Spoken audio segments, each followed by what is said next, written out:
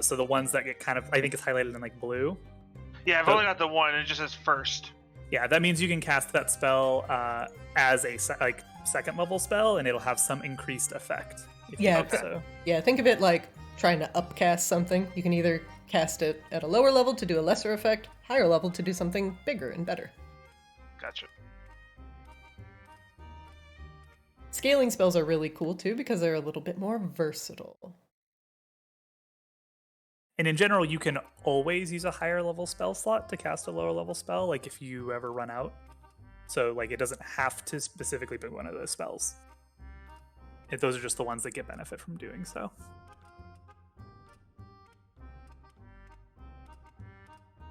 Right. Welcome everyone to the grand city of Polaris. Situated the grand city of Maginox, situated in the realm of Polaris, a land of eternal night. This realm is home to a host of vampires, werewolves, and other denizens that prefer to dwell in darkness and have found a new life here, under the light of the moon. In the bustling city of Polaris, it is a throng of tourism and trade, meticulously put together by vampiric houses, nobles and courts that scheme together in order to keep their rules and regulations on the up and up, and to keep the money flowing into Borealis. What city are we in? Maginox. Holy shit. I'm focused. I'm moisturized. I'm flourishing. I'm in my lane. The noble houses of Maginox wish to keep the tourism flowing and the bodies flowing as well. For a host of vampires situated in a land of eternal night, in a city that technically never sleeps, will always need something to dine on, where pieces of yourself, body parts and blood, can be traded for goods and services. You can find just about anything you need to augment yourself in a city like Maginox. But amidst its darkness, there tends to be a little bit of light, a little bit of brevity, and some joviality in how the people live. The beastmen and the lower castes that have carved out businesses for themselves within Maginox have sort of formed together in a quasi-camaraderie, keeping to themselves and trying to vie for influence and power, to carve out their own destinies amidst the turmoil of the vampires. Maginox itself is host to a wealth of undead given new life through a mystical accident long ago. And here, you four have traveled together for a short time, perhaps meeting at an adventurer's guild and doing odd jobs for cash. After finishing up your latest job and cashing in the meager earnings at the Adventurers Guild, you've all found yourself here at Kozy's Den, ready to kick your feet up, have a drink, play some cards, or roll some dice. And that's where we'll start our adventure. One moment, please.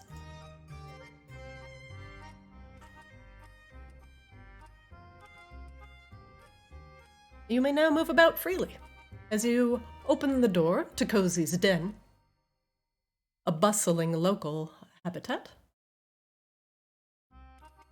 And the wooden stairs creak as you walk down them, Dreon, and a curtain stands in your way, blowing lightly in the wind.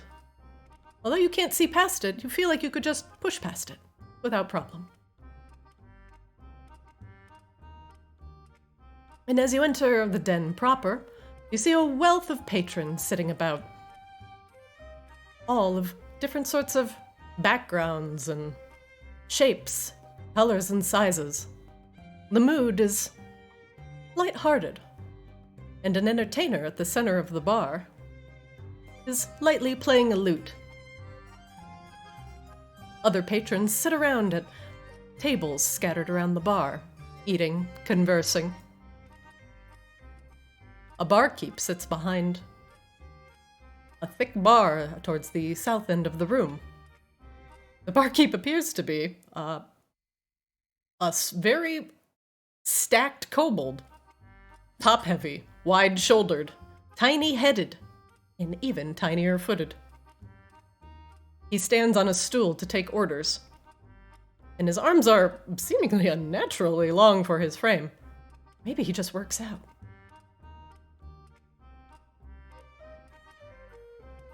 The barkeep...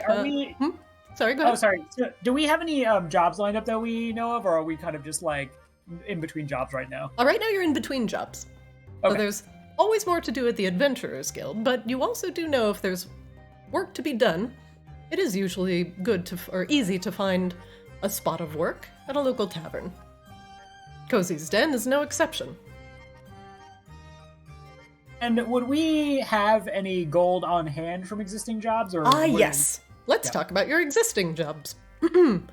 So, for us to start out, and Kozlo is currently dancing about the entertainer, first off, we'll have to give you some equipment. Now, everybody should have your starting equipment. If you didn't choose starting equipment when you made your character, I will look at it now. So make sure you have at least your starting equipment.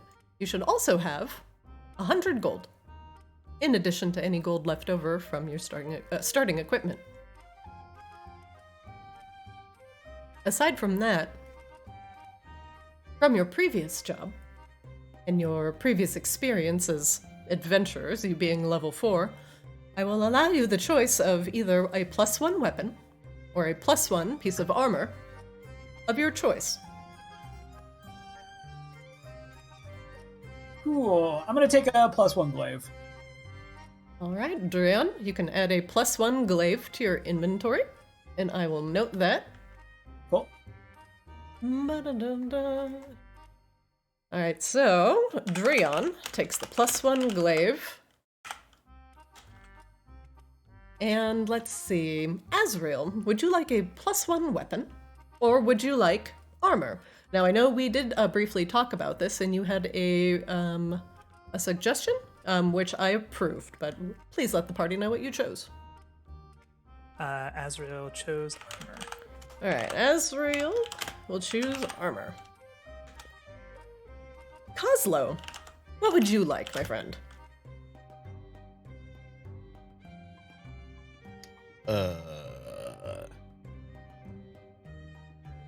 I had not thought this far. And at least for artificers, it looks like you can wear light armor, medium armor, and shields. And then your weapons, let's see, firearms, a simple weapon, or, let's see, crossbows are also fine if you'd like a +1 light crossbow. And it looks like your current armor, you have studded leather, so you could do a studded leather +1 if you like. Yeah, let's do the crossbow, I guess. Crossbow? Okay. Do you feel comfortable adding that to your inventory, or would you like me to do it? I can do it. Okay, a +1 light crossbow for you, sir.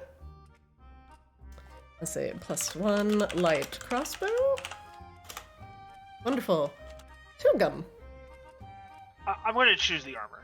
You want to choose the armor? Okay, so currently you are wearing leather armor, so I am going to add +1 leather armor to your inventory, and I will equip it for you.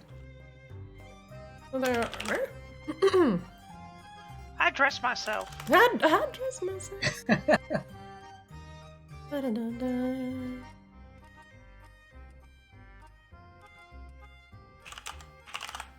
Why leather? Okay, leather, studded leather, armor.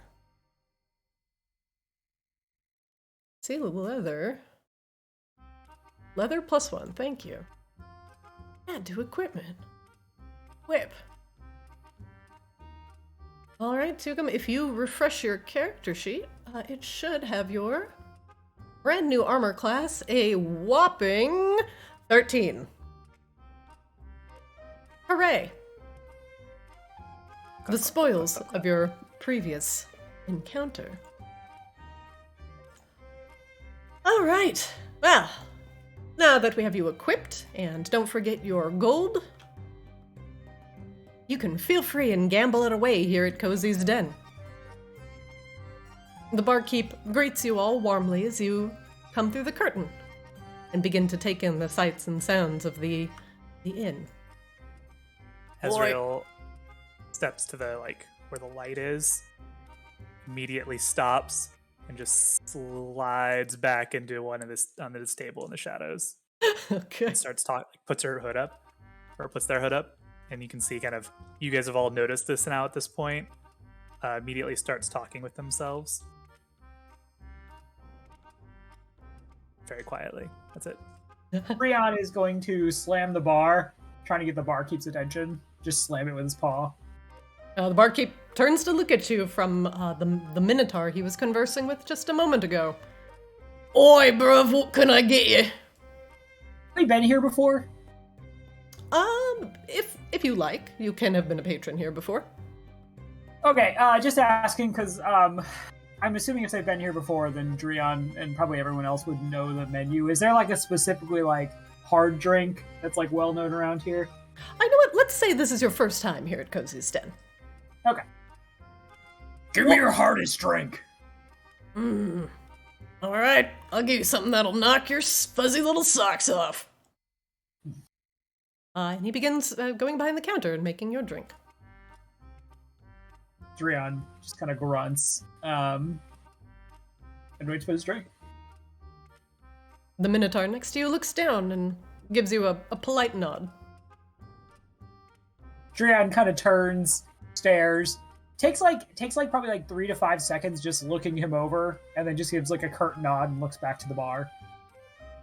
After a moment, the kobold barkeep hops up on the stool and passes you what appears to be a lightly smoking goblet.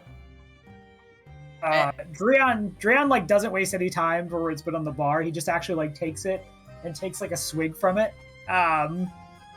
Any perspective on you and what it tastes like, or can I just kind of roll with it? Make me a Constitution saving throw. Nice. Told you I'd knock your socks Constitution off. saving throw. Tastes like Constitution. 16. Very well. Well, it doesn't cause you to gag or anything, but it's currently, warming you. You've never had a spicy brew before, and whatever herbs have been steeped into this kind of reminds you of pine trees or perhaps juniper berries. And in fact, with a little bit of hint of licorice on the end, it's got kind of a nose burn. Drion exhales. Oh, that is good. What do I owe you? You want a tab? Yeah, probably a good idea. Alright. Kozlo, Tugum, you gotta try this shit. Oi. Well, what do you get? What do you get? What do you get? Give me one! Give me one! Alright. Coming right I was up! jittering all over the place. I'll warn you, little one. No open flames. And he sets the goblet in front of you. It is the same size as Drion's. Kozlo just downs the thing in one big stupid gulp. Make me a Constitution saving throw. I hope I fail it.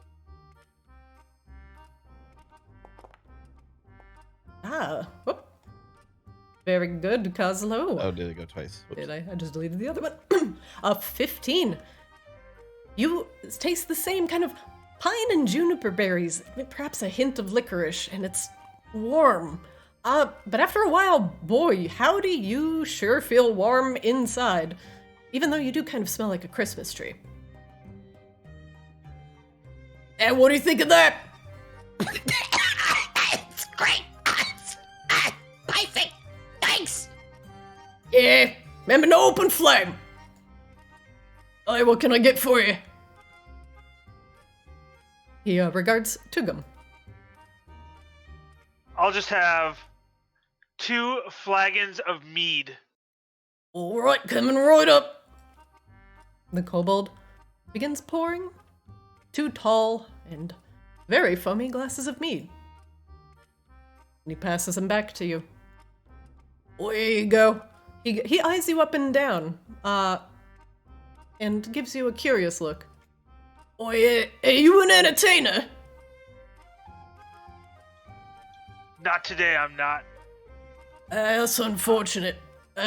Our friend over there, he nods to the orc behind you, who, curiously, is also an entertainer.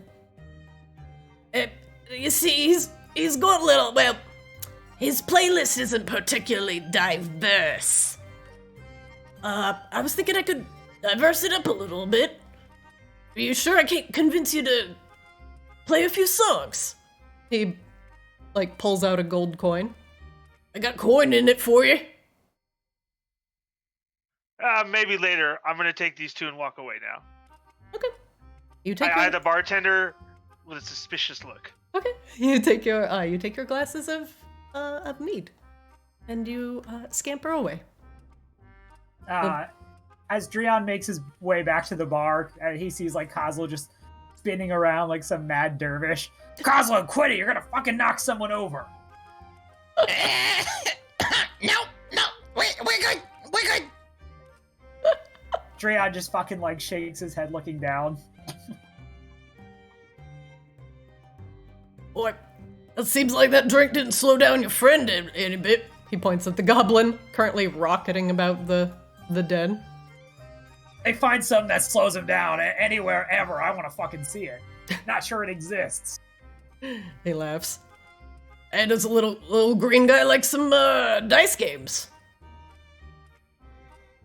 He, Kozlo is stops suddenly and things. very attentive. I'm gonna guess so. He likes most things that are bad for his health. The barkeep laughs. The barkeep laughs. Listen, we don't just have drinks here.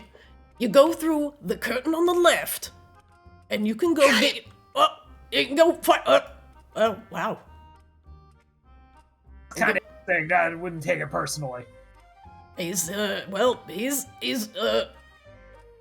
there he goes. Oh dear. There goes Kozlo. Castle, you go through the curtain, and you enter into another room. This one a little bit more subdued. A group of people appear to be seated around a table, currently playing cards, being entertained by a dancer. A couple other curtains lie to the north of you, and they are currently closed. The dancer greets you as you enter. She is Hey, how you doing? She's a lithe young drow, wearing a decorative purple bikini. She smiles at you warmly. Hello, little one. How can I help you today? Guy in the other room told me to go through the curtain, so here I am. Well, you've come to the right place. Would you like a dance, or would you like to game? She gestures to the pillow here. Oh! And the dancer is dancing. Good time. Meanwhile, outside of the curtain, Tugum and Azrael. Azrael, Tugum approaches your table with 2 flagons of mead. Hello, Tugum. What's going on? Oh, nothing. What do you have there? I have mead for me. Oh, lovely. I'm just enjoying listening to your conversation with yourself. Oh, yes. Everybody is so talkative right now. It is very loud. Speaking No. of loudness... No, he did not get us mead. No, of course not. You can't even drink it anyway. Go back to... Timmy, put it down. This orc entertainer comes up behind you with his lute, and he strums it a few times.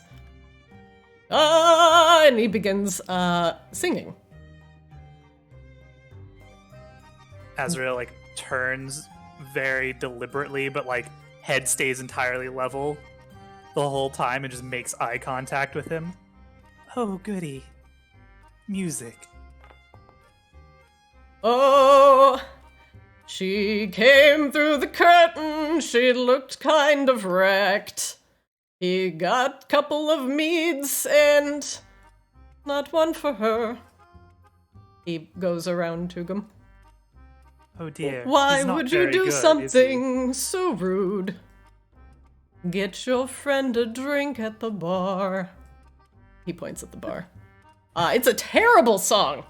And you understand why the barkeep is looking for additional entertainment here at the den. Oh no, I'm okay. Thank you very much. I don't require a drink. You are very bad. He strums his lute. And she was also deaf. And To him downs one flagon of his mead and rips the lute out of the entertainer's hand. Okay, the entertainer. Tugum. Yeah. Make me an athletics check, please.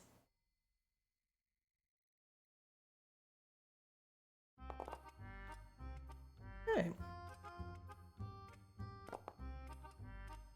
You grab the lute from the entertainer's hands. Hey! I throw the lute into the corner, but not hard enough so that it breaks, just to get the entertainer away from me. It goes dong, dong, ah, what? Ah! And the entertainer fucks off. I offer my other flagon of mead to Azrael for being a good sport about what it just witnessed. Oh, no thank you. You should definitely play a song though, Tugum. I think that would annoy him more. They have this like, creepy smile go across their face that looks like somebody who's only ever heard a smile described and is trying to like replicate it. It's a very fake and wooden smile, very creepy. Like somebody behind her face is pushing up the sides of her lips with their fingers. Ha ha! Alright, you want to see how it's done? I'll show you how it's done. I down my other flagon of mead, You slam it. slam it, and I pull out the bagpipes. All right. You currently have advantage on your advantage on your charisma checks, but disadvantage on intelligence checks. Let's go. Do I need to roll something? What are you trying to accomplish as you bust out the bagpipes? Are we doing a rock off? Yeah, we're gonna do a rock off. Bagpipes versus the lute. The entertainer is currently retuning his lute. Twang, twang, twang. What do you want, ass? Get out of here, this is my gig. Well, you suck at your gig. I'm taking over this bar now. What? How? Okay, listen, I'm not one for fisticuffs. So let's settle this like gentlemen. This is only Fine. one way to do this, and that's with a rock off. Ha ha! Easy. Even your own bartender doesn't want you here. The bartender, you see him nod a little bit. What? Fine. He hoists his lute and strums it a couple times. Tugum, you are about to enter a rock-off with the entertainer.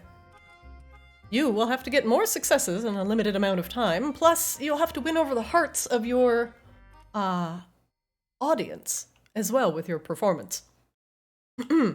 Azrael sidles up to you and begins to cast a spell. Azrael, what are you doing? Azrael walks up behind Tugum and pats him on the shoulder. Oh, you've got this. And walks away. And where they walked away, there is a small like ethereal child that only Tugum can see, kind of like, oh, here, let me help, and like starts like helping him place his fingers on the bagpipe in places. There you go, that should help. Like scampers off and evaporates into the air. Bamf. You have guidance. Tugum, if you roll dice, you get to roll an additional 4-sided die and add it to your total. Once. Okay. The entertainer readies his lute, looks at you evenly, Tugum, and begins the rock-off. He is going to make a performance check in order to try and sway the crowd. Ahem. He like begins to start playing. Drion like takes his glaive from like over his shoulder and just begins fucking like holding it like in a place that is like too close to the entertainer for comfort. Like he is just holding it there, like staring at him. Make me an intimidation check, Drion. All right. The glaive does speak volumes, although the entertainer seems to be focused on his craft. He gives a couple cursory strums, looks at Tugum, and begins the rock-off. Oh, Jesus! And a string snaps as he was beginning to rock. I'm about to rock your socks! Oh dear. Tugum. The audience snickers a little bit as the Quick entertainer question. Frantically restrings his lute. Yes, Tugum. Is there any rule about like what exists or doesn't exist in this world in terms of other things? Define other things. Like songs? Tell me what you are trying to accomplish. There are songs that exist in this world. They can be local songs, they can be folk songs, there can be rock, metal. But basically, if you're trying to recreate the sound of metal on a bagpipe, you're probably going to struggle. No, not that. I was thinking more like Rains of Castamere, But on bagpipes. Sure. It wouldn't be exactly, but Along those lines, though. Along those lines. Rains of Castamere. So you're going for a more dramatic piece today. Yes. Very well, Tugum. Make me a performance check. Something that intimidates him some more. Oh. While your performance is admirable, and in fact better than average, and certainly better than the other entertainer who's currently nursing a string snap wound on his hand. And the bar claps politely as you begin your first refrain of the Rains of Castamere. I dance around him as I play my bagpipes, shooting him glares. Tugum, if you'd like to make me a DC 15 acrobatics check, I'll let you roll your next performance check with advantage.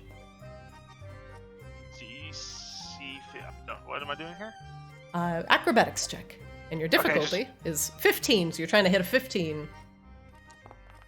Jesus! You dance around him sprightly, and you manage to dodge the chairs and the tables that are kind of in your way. Your next check will be with advantage. Meanwhile, behind the curtain, Oslo, you have certainly embroiled yourself in a round of gambling. What is your game of choice, my little goblin friend? Honestly, I'm just playing whatever they were playing as I sat down, even if I don't know the rules. The four are currently playing blackjack. Would you like to play a hand? Oh, absolutely. The dealer begins to deal out cards. First, to the knoll to the left, with the blonde mane and the bluish skin. And then next, to the tiefling sitting next to you, with the golden skin and horns, and the very fashionable mustache. And Kozlo, your card. Oh, And last, to the Leonin, to your right. And the dealer deals his card. And he'll deal the second card to the group. Kozlo, your second card. Oslo, would you like to hit or would you like to stay? Oslo, you are currently at, you have an ace and you have a 5. You have a 6 or 16. And the dealers was the 5. Dealer has not shown yet. Dealer has a jack showing. Ah. Yeah, give me another one. He deals you another card. He claps and deals the next card to the Leonin. Oslo, you win a meager payout. We'll say you put in 5 gold. You win 5 gold. Next time you can declare your Hell bet. yeah. The rest of the hand plays out. The Kenku regards you, Kozlo. Hey, one up the stakes a little bit. No, thanks. I don't eat steak. All right, well, how about you put a little bit more gold on the table here? Oh, yeah, gold. I friggin' love gold. Yeah, let's get some real gambling going on here. Come on, boys. 100 in. Everybody's like shaking their head. No, it's too rich for my blood. No, it's too rich for my blood. All right. Yeah. He just drops 100 coins on the table. Would you like to try and persuade the others to join you in your gambling? So Kozlo would be very, very excited just looking at the gold that's now on the table. You have dumped what appears to be your satchel of gold on the table. There's a lot of gold on the table now. There's 100 and 100, but if you want to convince them to go even further in, they might be convinced to bet more. Yeah, I would. So Kozlo would like glance back and forth between the other two that haven't put anything in and be like, You go. Come on. Make me a persuasion check.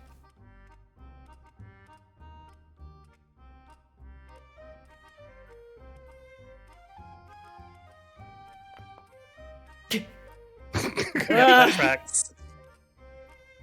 They shake their head. Oh, Kozlo, perhaps it's merely you and the knoll, surprisingly. All right, Kozlo, here's your card. Do it. The dealer shows 2 of hearts. And he asks if you would, here's your second card. You're at 9. He asks you if you'd like to hit or stay. Yeah, give me. 19. Okay, I'm good. All right. The dealer deals himself a card. I'm sorry, shows his second card. That's 6. 13. 19.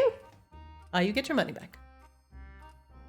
Kozlo has no idea that he's only pushed, and he's just very excited to be collecting all of this gold. I'm rich. My own gold! He runs off to inform his friends of how rich he is now. The whole other table is left stunned. Kozlo, you've entered into what appears to be a rock-off. Oh, holy sh... Well, a rock-off that's not going anywhere. Oh, come on, you... He's trying to very vainly restring his lute. He struggles. Fine, I'll just sing it without the lute. Ahem. I've got the pipes!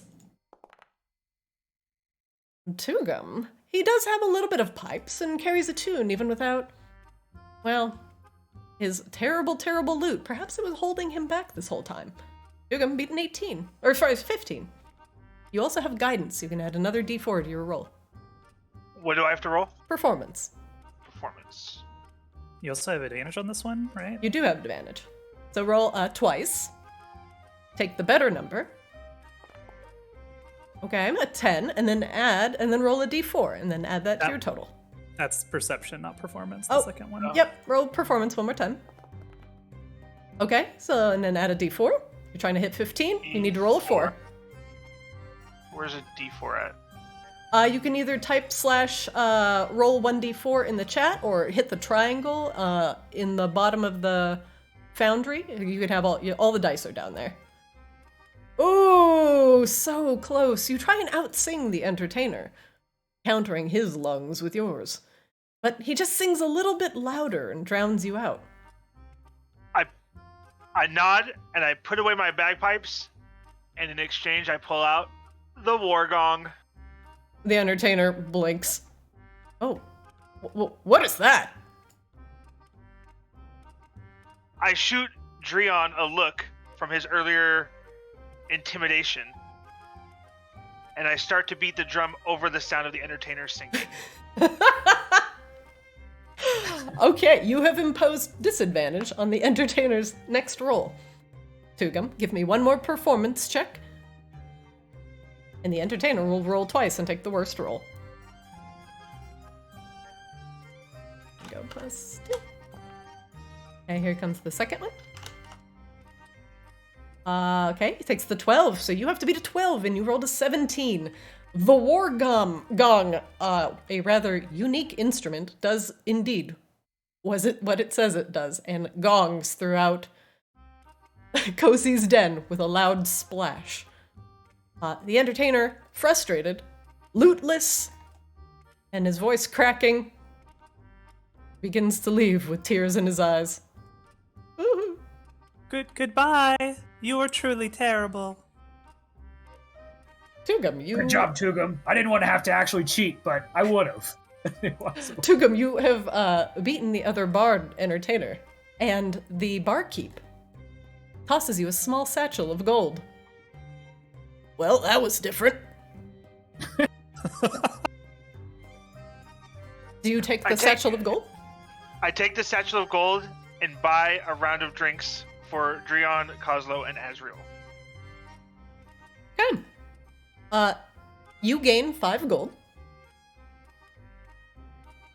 And drunk friends. A round of this very interesting drink is served to everyone. Steaming hot. And again, filling your noses with the scent of pine and juniper. Well, that was pretty impressive. Well done. Do you have any other work that needs doing? He chuckles. As the gym, forgot the voice for the barkeep, it's vaguely British. Oh yeah, I've got some work. Kinda you looking for, adventurous? We can handle a bunch of different work. You see there, Tugum does musical things. Kozlo, we don't talk about what Kozlo does. We need someone beat up, we can do that too. He nods. No trouble around here today, but, we've got another cadre of adventurers who just came in, hiding in the back. I shouldn't say hiding, they're probably playing some cards over... He jams his finger behind the curtain. Oh yeah, they're playing cards. I won. I'm rich. Hey, good job. Good job, little man. Azriel takes the go talk to drink them. And just as soon as Kozlo downs his previous one, Azriel just slides this one in front of him. Kozlo is just incredibly surprised that his drink has refilled itself. Mm-hmm. That's exactly what I happened. love this place. I just keep winning. Barkeep laughs. Hey, welcome to Maginox.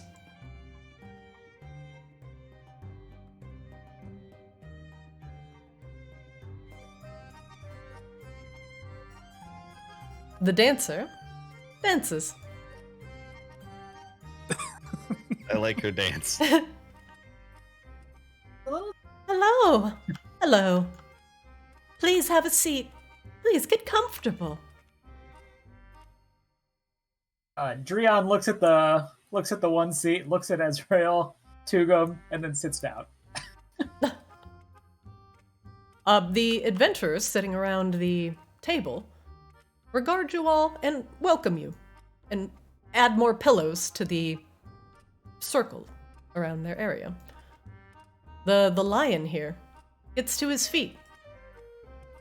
And Drion, you also recognize him as one of your race, the proud Leon the Lions.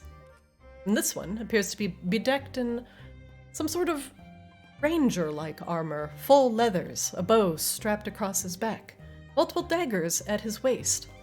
He looks like a relatively seasoned adventurer and has the scars to boot. Over here, the tiefling, sitting on the sitting on the pillow, has odd, almost sunflower-colored skin and matching horns that seem to blend seamlessly into his interesting coloration. He, too, is wearing battered and bruised leather armor that has seen quite a bit of battle and actually has some dried blood here or there that he hasn't cleaned up yet. The gnoll down here appears to be keeping to himself, sitting cross-legged on the pillow with his fuzzy feet tucked under him. Between his paws, he is cradling and playing with various gold coins and giggling to himself. The dealer, he just looks bored and is waiting for the next round of cards to begin. He gestures to everyone to join. Please, have a seat, have a seat. Everybody's here to gamble. Let's get some cards going. Kozlo attempts to clamber up on the same, seat that Drion is on. Sitting on an edge. You have an edge of a pillow with the large Leonin's butt. The tiefling shares pillow with Tugum. The lion stands. Oh, well, you all look like... Well, about as good as us, he laughs. Welcome. My name's Leon. It is a pleasure to meet your all acquaintances. Just gonna do a quick investigation check on the Leonin and just see if he can, well, he knows nothing. It doesn't matter. He's a lion. You investigate, nothing. The sound of your stomach rumbling in hunger. And Caution. Drion stands up and he looks at the Leonin and he goes, "Brother?" He nods. "Brother, it's good to see another lion coming from such a long distance." "Well, you go where the work goes, right?" He nods. "I acknowledge your prowess," he says in a very traditional Leonin fashion, showing you respect and strength. Drion pauses, but then, "And I you." And he just kind of inclines his head slightly. Just the slightest bit. He sits. "Come, let us share tales together. Of dark days and even darker nights." And Drion sits back down. Kozlo, looks up at Drion and, as much as he's capable of whispering, goes, Wait, that guy's your brother? Drion looks at Kozlo. "We're the same race. It's kind of and he uses his hands. He's like, we're kind of like brothers, yes." I got a brother. How every goblin is. Goblins are not brothers or sisters. All goblins are your brothers or sisters. Well, most of us, yeah, Ma really got around. Well, it's different. It's not that.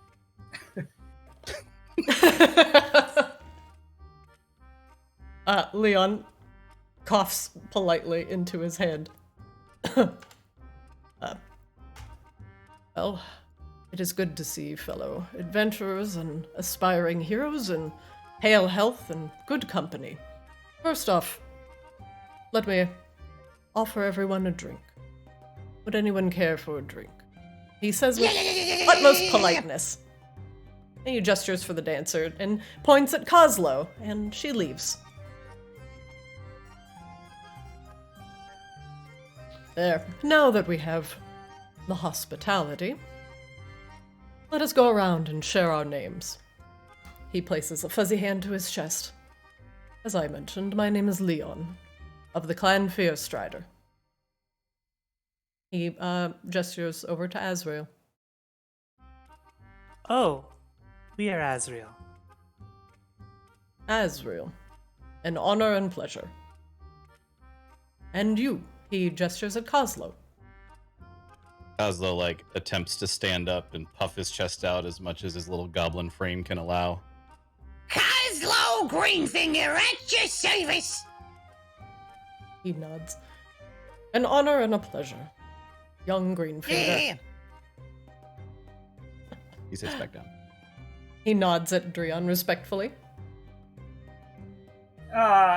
It's worth noting that after he announced that his surname was Stride, that Drion just goes kind of still, and as he's like watching the rest of the exchange, when it gets to him, he just continues to remain just abnormally still. He just goes, Drion. Nods. An honor and a pleasure. He nods to Tugum. And you. Tugum does not stand. He moves some of the hair out of the way of his eye, looks up at him, and just kind of stares at him while shuffling his 3-dragon anti-set. Can I cast a cantrip? I can do that at will, right? Sure, yeah. What would you like to cast? I'd like to cast Message Okay. to Drion. Okay.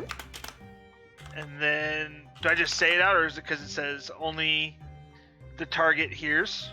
So you would whisper, Okay. and then he would hear it, and only he would hear it. And how do I whisper? You could shoot me a DM in Discord if you wanted. Okay. Just a minor note, Christina. Was it established that Drion was from Fyronia or Auralia? Your choice.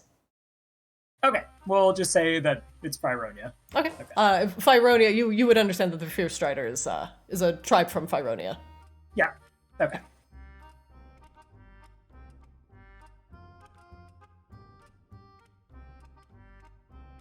Sorry, Tugum, were you sending a message to Drion? I am, yeah. Okay. Let me know when you're all set with that. In the silence, and kind of picking up on the minor awkwardness, the tiefling gets to his feet. And he says, "My name is Godfrey." He does a small bow and sits back down. And the gnoll, who is currently still snuffling over his gold prize that he has won, he just merely says, "Grarf." And Leon nods, yes. And I this sent is a message Grarf. to Azrael. Or to Drion, sorry. To Drion.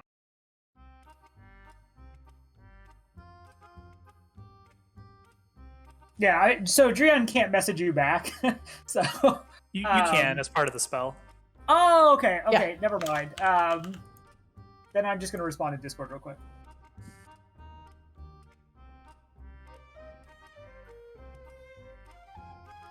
For a brief moment, Tugum's mouth moves, but no sound comes out. It is subtle, and if anybody wishes to spot it, has to roll a perception check. I'm gonna roll. Sorry, what are we rolling for? You are not rolling anything. Everybody else is rolling to see why you are whispering with no sound. Kozlo, you notice. And in fact, if you make me an Arcana check with a DC of 11, you know what spell he's casting. Easy. He's seemingly casting a message spell, which you are aware that he is trained in, but it certainly wasn't to you. Who could he be speaking with?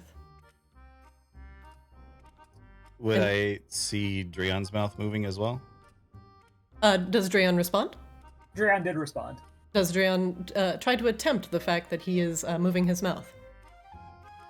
He is trying to keep it. He's aware of what's going on, and he's trying to keep his movements very unnoticeable. Drion, make me a deception and insight from Kozlo. Okay. He's just speaking all wide-lipped. Drion's bad, but Kozlo is only slightly better. Yeah, his lips are moving under that mass of fur and whiskers. Oh dear, this got very uncomfortable. So Kozlo would notice all of this happening. Yeah, they seem to be having a whisper network. But because he has no subtlety at all, ever, I knew Oh, that. that's a message spell. I heard of that one. Wait, what are you saying? Drion just fucking cranes his head down at Kozlo. What are you We're saying? We're discussing what time to go to bed. What? That's a boring use of magic. And Kozy just like starts rummaging around in his Arctis tools. Drion looks over at Leon. and No one said the adventuring life would be glorious, huh? he shakes his head. That it is not. Leon's a little off put by this. Drion, Tugum, or anybody here, would you like to try and save a little face with the lion, or would you like to have the conversation continue on as is? It was Drion's attempt at saving face, so like that was it.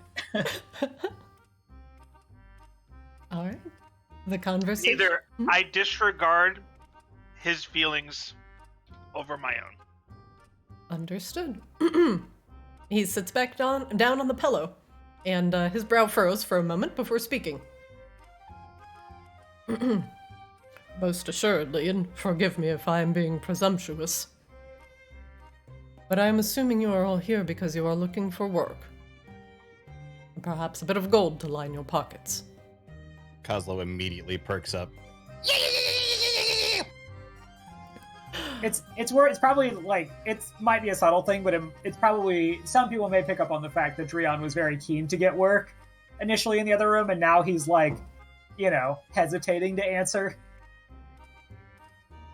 But then, after Kozlo says something, Drion just kind of nods slightly and just goes, "Yes, we're looking for work."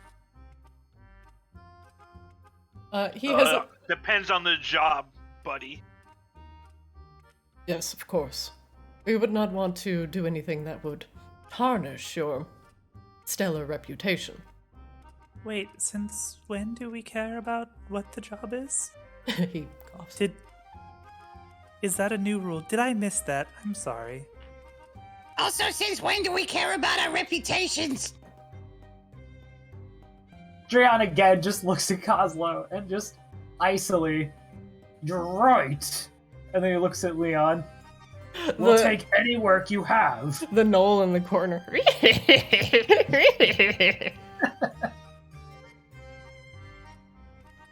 This is something you perhaps will not find at a simple adventurers guild, cleaning out spiders from a vampire's basement and other mundane things.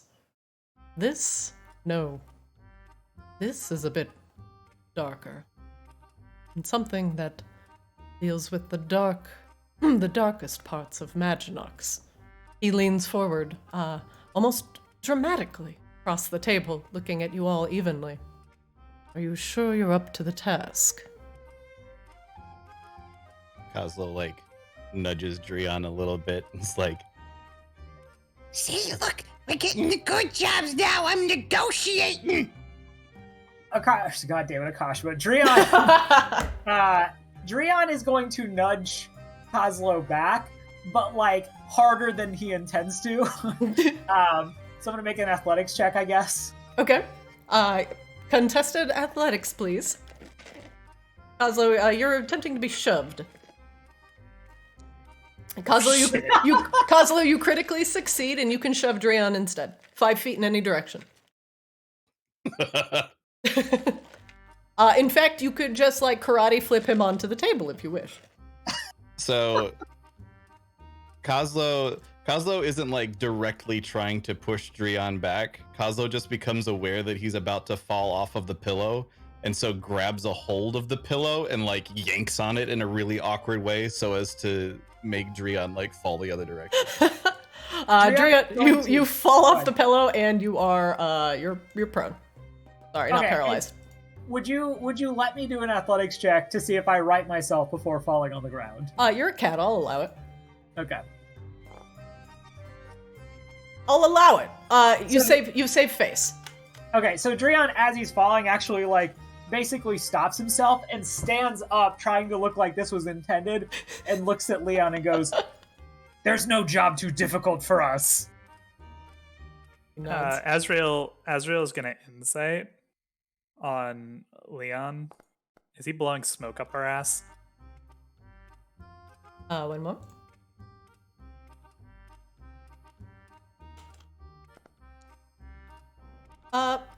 He's embellishing. But the danger is real. He continues, leaning forward dramatically, chuckling at the hijinks of Kozlo and Drion in the pillow fight occurring in the corner. Kozlo just like whispers towards Drion. He's like, Wow, that was a really cool move you just did. Kozlo or Drion looks down at him. You and I are having a talk later. Oh, Kozlo is familiar with what having a talk later means, and he just gets a little quiet. Kozlo is grounded. No more dynamite after 9 o'clock. First, Leon places a rather hefty sack of coins on the table, and it makes a very delightful jingling sound. Bump. Let's start the conversation with this. Now that I have your attention. He leans backward slightly, kind of easing the tension. The darker underbelly of Maginox deals with the trade and acquisition of body parts. Some sourced willingly, some sourced unwillingly, and some stolen from graves, defiled. Leon's nose wrinkles in disgust, and he looks like he's about to spit upon the ground and refrains. This underground trade that plagues Maginox has startling effects on some of the surrounding areas. We've got wind of certain undead plaguing the area, the mindless, the ones risen without master or without mind, and they tend to be encroaching on the area to the southwest of Maginox. From what we've gathered, a deposed duke has set up a lair somewhere outside of Maginox and is continuing the acquisition and sale of body parts outside the city walls. While the Adventurers Guild does not wish to point out and bring light to this black market trade, they wish to put a stop to it, subtly, quietly. However, he looks at the assembled. We have also become embroiled in some local conflict. And as such, we cannot follow up on this lead ourselves. Insight check. Go ahead.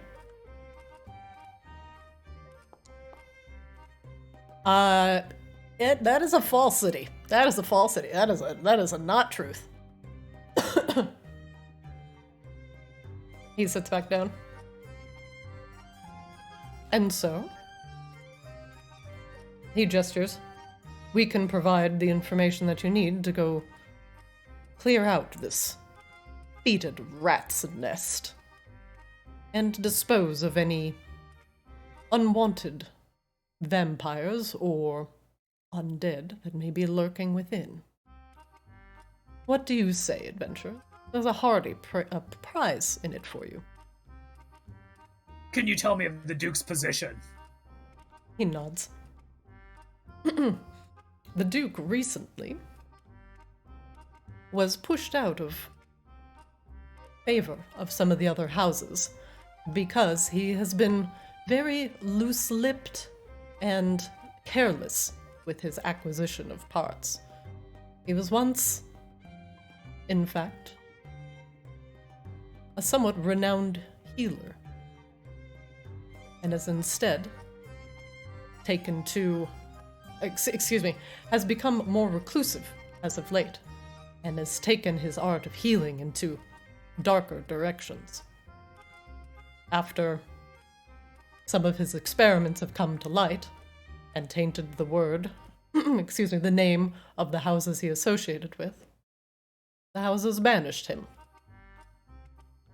And thus the Duke is no longer able to enter Maginox. And the lion leans forward on the table, and also does not fall under the rules. He looks around. Oh, you may not be aware. The vampires have some sort of, he waves a paw, rule that they cannot outright murder or conspire against each other. Some sort of pact. And thus, the dirty work is done for them. He points to the bag of gold on the table. And the dirtier it is, the bigger the bags are. These upper houses want nothing more than this Duke dealt with, so they want so the Duke does not taint their good name anymore. Drian studies Leon. What about his base of operations? Is it fortified? Are there guards? From what we know, he's been holed up underground, somehow procuring corpses from himself, or for himself, and continuing his experiments. Drian looks over at Azrael. What do you think? Azrael's head tilts ever so slightly. I think he sounds like a perfect victim. Drian looks around to Kozlo and Tugum. You two have any thoughts? Well, sorry, I kind of got distracted after he said big dirty bags. Yes, you blow something up, receive gold. Deal? Okay, I'm in. Easy. He points at Tugum. Yeah. I'm bored enough. Let's figure it out. Drian looks at Leon. We'll take the job. He nods, and the lion smiles, all fangs and happiness. Very well.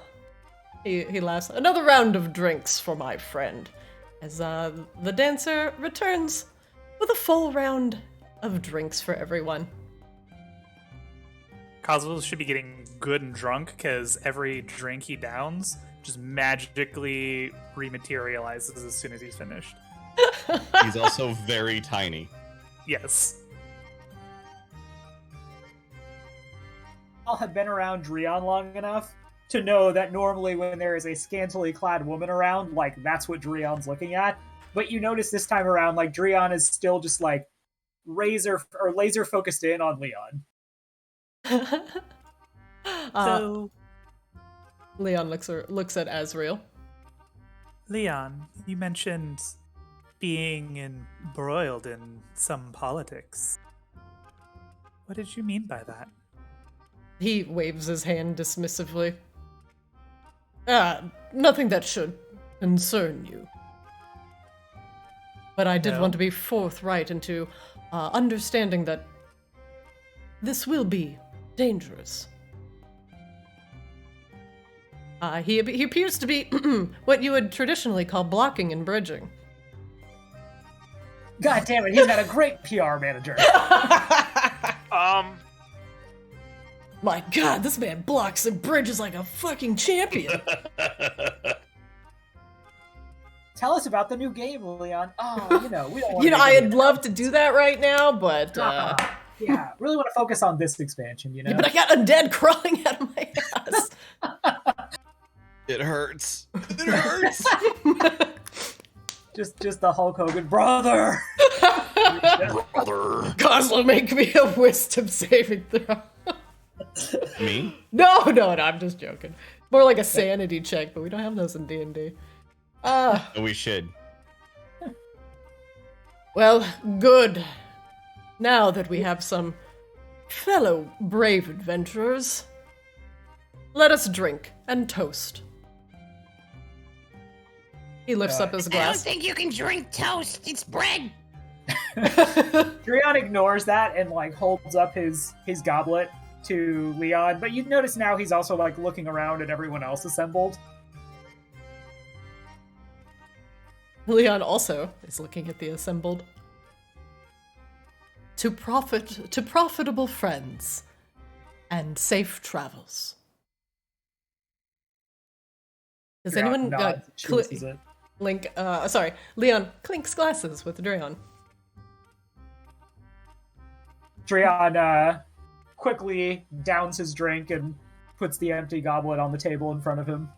Does anyone else say something during the toast? Kozlo like attempts to clink the glass, but he can't reach, so he just kind of waves it around a little bit and then drinks it. Azrael will clink glasses with Kozlo. And then they put the drink to their lips, but they do not drink. When do we set out? Tugum does not raise his glass. He stands up and walks away. Oh. The dancer tries to get your attention, Tugum. Drion looks at Leon, trying to keep the conversation moving. So when do we set out? 1 second, the dancer is leading Tugum elsewhere. Oh, you seem a little tense. Come. She pulls you through the curtain. Wiggle, My wiggle. guy's like, I'm moving. Wiggle, wiggle. There you go. I can't move upwards. Oh, that's strange. Here. Hold on. Stop! I can't grab you! That's weird. Try now? There you go. Okay. He became an ambi turner for a moment. And she grabs you by the hand and leads you to another room full of plush pillows, some cards and dice, and in the center of the room a large hookah. And she pats one of the pillows and sits you down on it. And she begins to light up the hookah for you, giving you one end of the pipe. And she begins to massage your shoulders. I take a hit of the hookah and let out a nice, relaxing sigh of relief. There. It's all good. Let the tension out. And she just massages your shoulders and tries to keep you in the room. And she asks you if you'd like any drinks or food, and she'll be happy to bring it to you. No, I'm fine for now. Leave me. As you wish. And the dancer returns. Meanwhile, at the card table. You had a question for me. Yeah. I asked when do we set out? Leon reaches into one of his pouches and pulls out a rolled up scroll, and he rolls it over to Drion. If you can follow a map, this is the last known place where we've seen some of the mindless undead's activity. Drion unfurls the scroll, looks at it, nods. Now, it appears to be somewhere outside of Maginox, a reasonable distance away on foot, even faster on a mount, but somewhere where you could get to in potentially a couple hours of steady hiking. Kozlo, quit drinking. What? What? We have work to do. Well, that's why I'm drinking. Leon lifts his glass and gestures in the general direction of where Tugum ran off to. Is your friend dissatisfied with your line of work? Drion pauses for a moment. This group was really just formed. I don't know him all that well, but he's prone to flights of fancy, I guess you'd say. Leon leans back on his pillow and sips at his drink. You know, the one thing I've learned about Maginox, and he eyes Drion almost knowingly, pointedly. The one thing I've learned about Maginox is that it's good to stick together, have a pride, have friends that can watch your back. When you have to sleep and everything around you does not, you learn to have fast friends and those you can trust with your life. Running around solo in a city like this will only get you killed or disassembled into parts. I don't mean to scare you. He leans forward and grins. Or do I? And he takes a long swig of the drink. Inside check. Okay. One moment.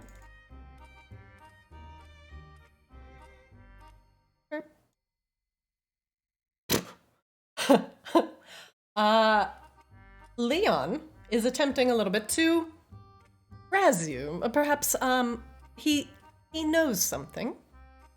And most certainly about you. And pointing out the importance of a pride is kind of subtly, it's like going to your family at Christmas time and, they're like kind of passive aggressively poking at something that, hurts. That's kind of what Leon is doing. But in halfway, like, good-natured way. Like, he doesn't want you to be alone. But he knows you are. Drian kind of watches him and stares at him as he makes the face. Kind of pauses for a second. Well, it's difficult to trust anyone, isn't it? He nods. Personally, he slaps the longsword at his side. I trust this. And he gestures at the tiefling and the gnoll, and I trust them.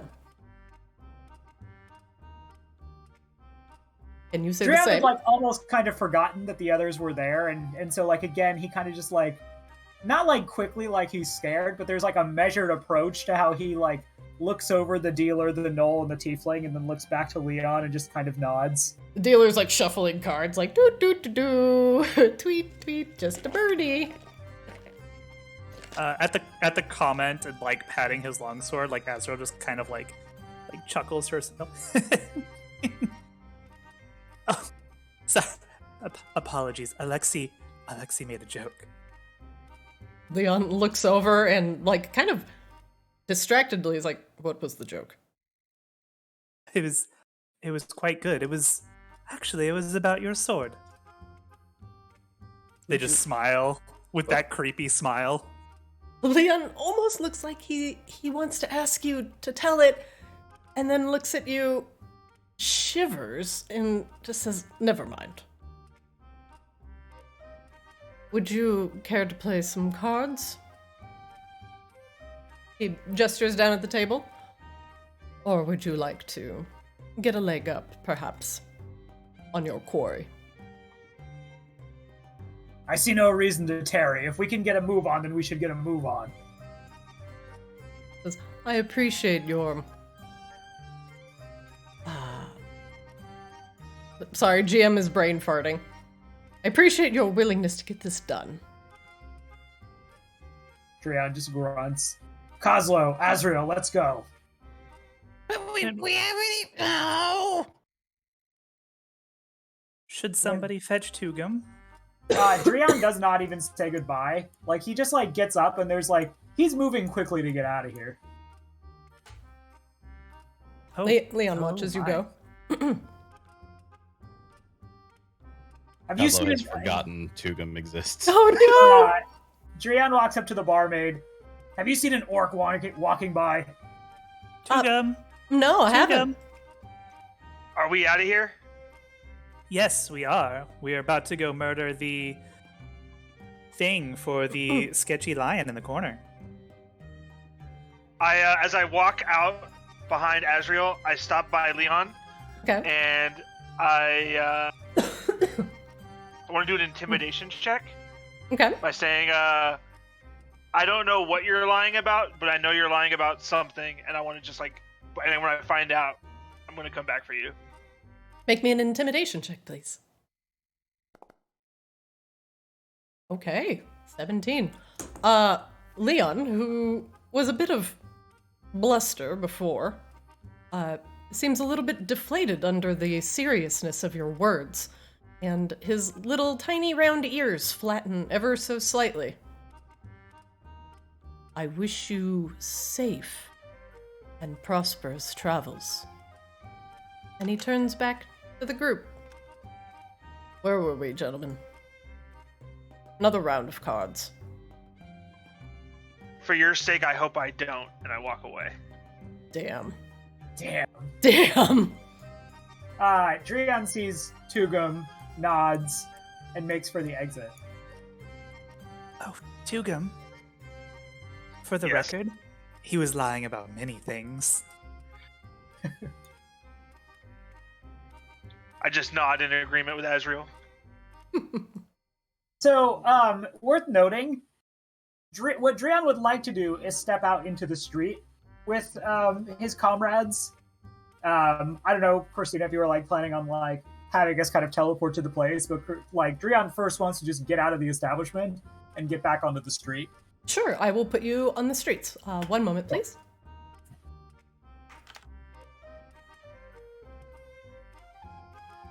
I didn't realize you could just do like insight, like these things you can do. I didn't realize you could just do checks for this kind of stuff. Insight doesn't like necessarily reveal like a lie specifically. Like there are spells specifically to do some of that. Insight is more like usually kind of like what are the vibes you get, or if they say something obviously kind of sketchy. Yeah. It's like it's less sure, if that's what you're inferring. Yeah. Okay, but I mean it's a way to gather more info, right? So. Yeah. Yeah, you're basically trying to see if somebody's blowing smoke up your ass. I just thought these were here for like if you tell us we have to do a check, this is just what we roll. I didn't realize you could like. That's actually a Oh, yeah. homebrew. That's a homebrew rule, but that is in addition to how insightful you are. You can use it in various ways. Yeah, it's good for determining if someone is sus. You all step back out onto the streets of Maginox, where you are greeted with the familiar lanterns, bustling markets, and red lights. Gestures for the group to follow him. Wait, was that tentacle there when we walked in? And he kind of finds like the darkest corner he can possibly find. And he kind of like pulls the crew in close. You find an alleyway between the buildings here that you could theoretically squeeze through. Right this way. Yeah, there you go. There you go. Yeah, right there. Yeah, squeeze in over here. You've found the secret alleyway. Wow. This is like GDQ. We're just breaking walls and So once you've all come in close, Drian looks at each and every one of you. We need to dispose of him. Kazo's Tugum. face lights up, and he immediately starts rummaging around in his pack. Tugum starts laughing hysterically. I knew it. We can wait until he leaves, and then we can get the jump on him. But we have to deal with him. But why? Wait, ain't he your brother? Drian like looks at Azriel and like for a minute kind of looks upset and then just kind of looks resigned. He knows things about my past that I would rather not be known by people. Oh, like what? Oh. He Well, comes from the same land that I do. Drian, should we at least get paid first? Or should we do it first? If he's got the coins on him, it just seems like cutting out the middle lion. Tugum pushes his way through everybody. Who cares? He needs to die anyway. Oh, Tugum, get back here! Okay. Tugum, there's a way to do this. There's a way to do this. Yeah, exactly! Kozlo is like making a bomb.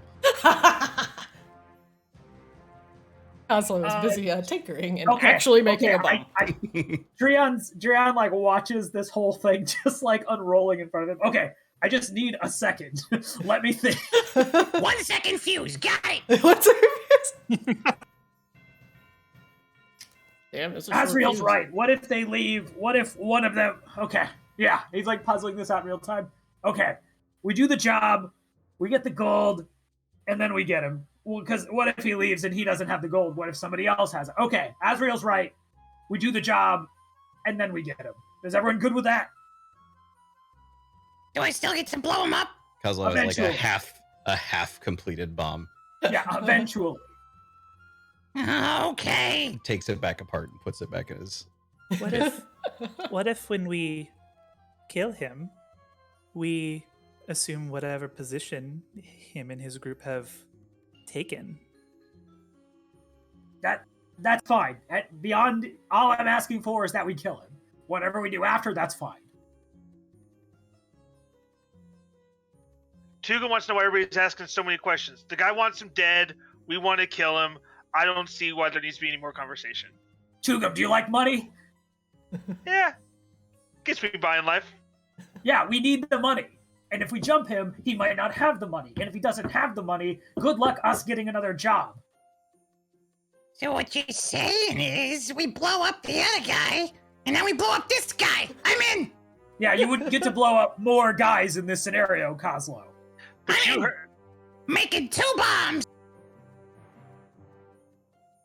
Tugum was like, but you heard the guy.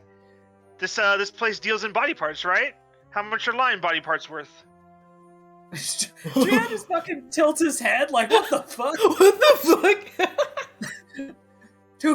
Tugum, no, okay, listen, I'm gonna make this real fucking simple. Wait, do we gotta make sure there's body parts left afterwards? Kozlo, shut the fuck up. I'm gonna make this real simple. We go, we kill the Duke, we come back, we kill the bad lion, then we have money, and then he looks at Asriel, take his position or something? I don't really think care. Asriel could pass for a weird lion guy. You don't have to, you're not, no.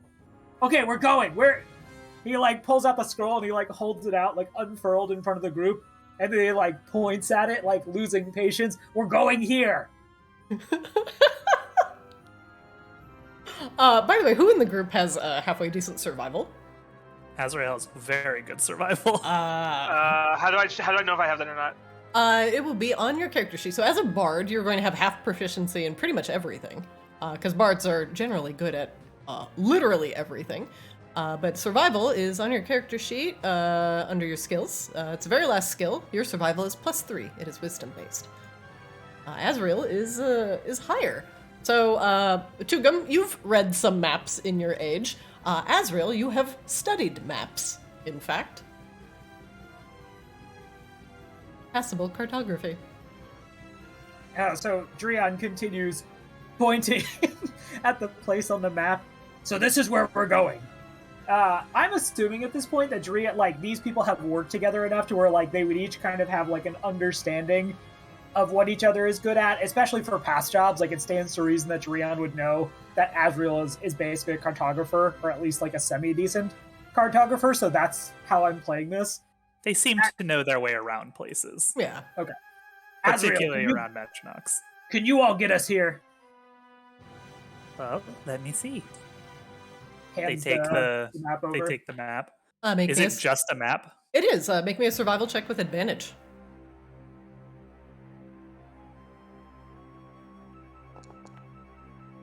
And not just that, Yes. but it's a ranger-made map.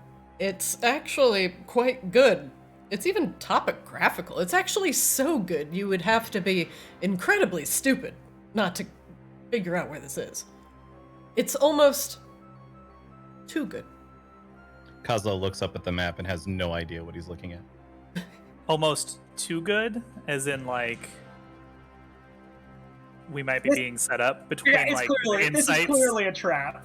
between the insights inside and like studying this map, does Azrael get the impression that we're being set up?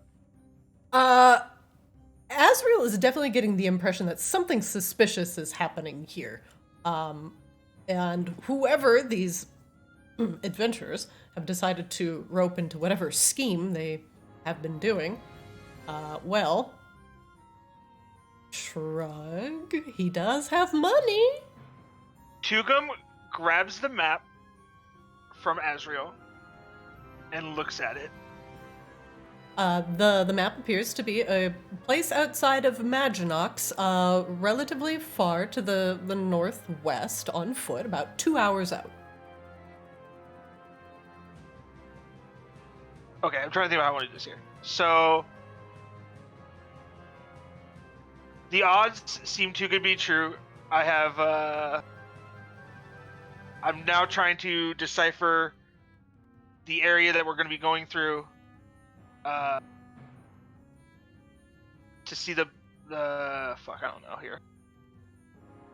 It says I have proficiencies in history, and I'm a gambler, never tell me the odds, so I'm just trying to figure this out. Oh, sure. Tell me what you're trying to accomplish. That might be easier than trying to figure out what exactly to do. Okay, so I want to know the history of the area we're going to. Sure.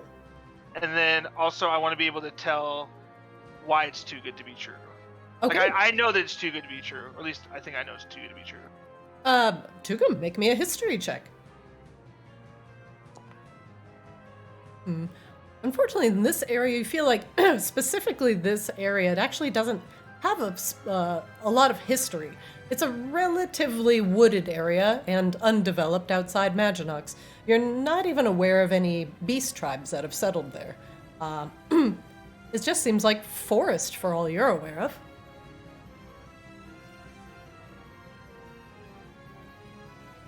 We might have to go through some forest, but I feel like once we get towards the Duke's palace, I'll have a better understanding of what we're up against.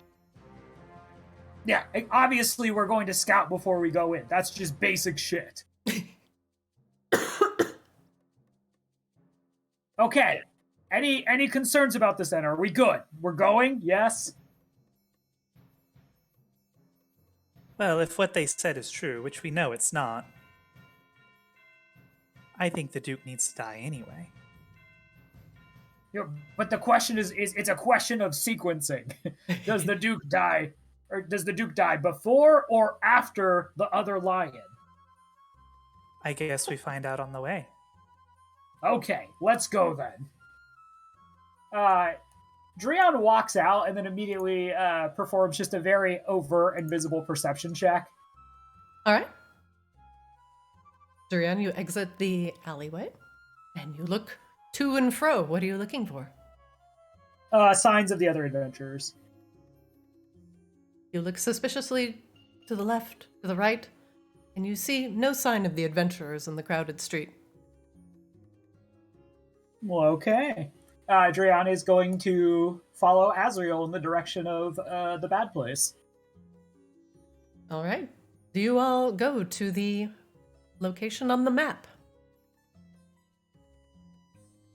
Yes. No? Worth pointing out, so Dreon would like to get, within distance to where they can see it, but, there's still plenty of space, theoretically, to not be detected while kind of scouting out the location.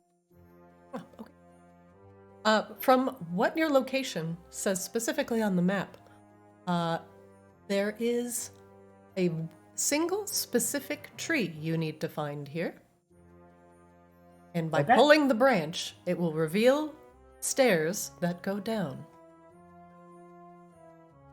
Azrael, with your particular survival check, it will be easy for you to find this location and the odd-barked tree that you will be looking for. And you should not be led astray. Just double-checking, do you all continue going on foot? And you don't have any mounts? I'm just double-checking that nobody has any weird horses or mounts. All because sometimes Rain surprises me with a spirit elk, and sometimes you just happen to have a spirit elk on hand. Otherwise, I want to make sure everybody's weapons and armor are good to go, because you are going into a known dangerous location. Tugum cracks a joke about riding Dreon into battle. Na Svenja! Dreon just fucking grunts. I mean, that would be pretty cool, though. I mean, but Tugum's a half-orc. He's, way too big to do that. Yeah, Kozlo could do it. All right, everyone. You are about to descend into, well, wherever this area is on the map. Are you prepared to go to the next scene? So, one point. Is it, if you don't have a map prepared for this, is totally fine. But It's just like a preface. If you would like a travel map, I can give you a travel map. Drian would basically just like to get, like, within, say, 20 to 30 feet of the tree, and then just basically do his due diligence, like, searching around. Like, that's just kind of a thing for him. Absolutely. One moment, please. I will just need... Tugum would two like to shapes. walk up to the tree while Drian's doing his checks, though. God damn it. God damn I it. hate this party. I have...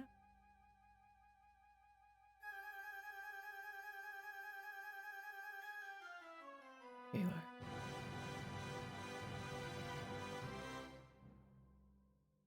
My music.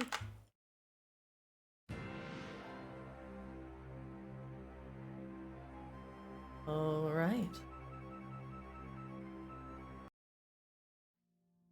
Truly, how all evil groups end is when everybody's evil, you can't trust anybody, and thus you can never get anything done. Okay, so... It's not that I don't trust him. I just don't like how long he takes. Yeah, Drian is a meticulous planner, so that may not sit well with Tugum. All right, as you all exit Maginox into the woods beyond, you leave the pleasures, the lights, and the warmth of the city behind, and you are reminded that Polaris is even colder in the dead of night. The sun never sees the ground. And as you all go through the woods, hiking to and fro through the crunchy snow of Polaris, it takes you about 2 hours on foot as Azrael guides you to the location of the odd-branched tree. I want everybody to make me a survival check, please.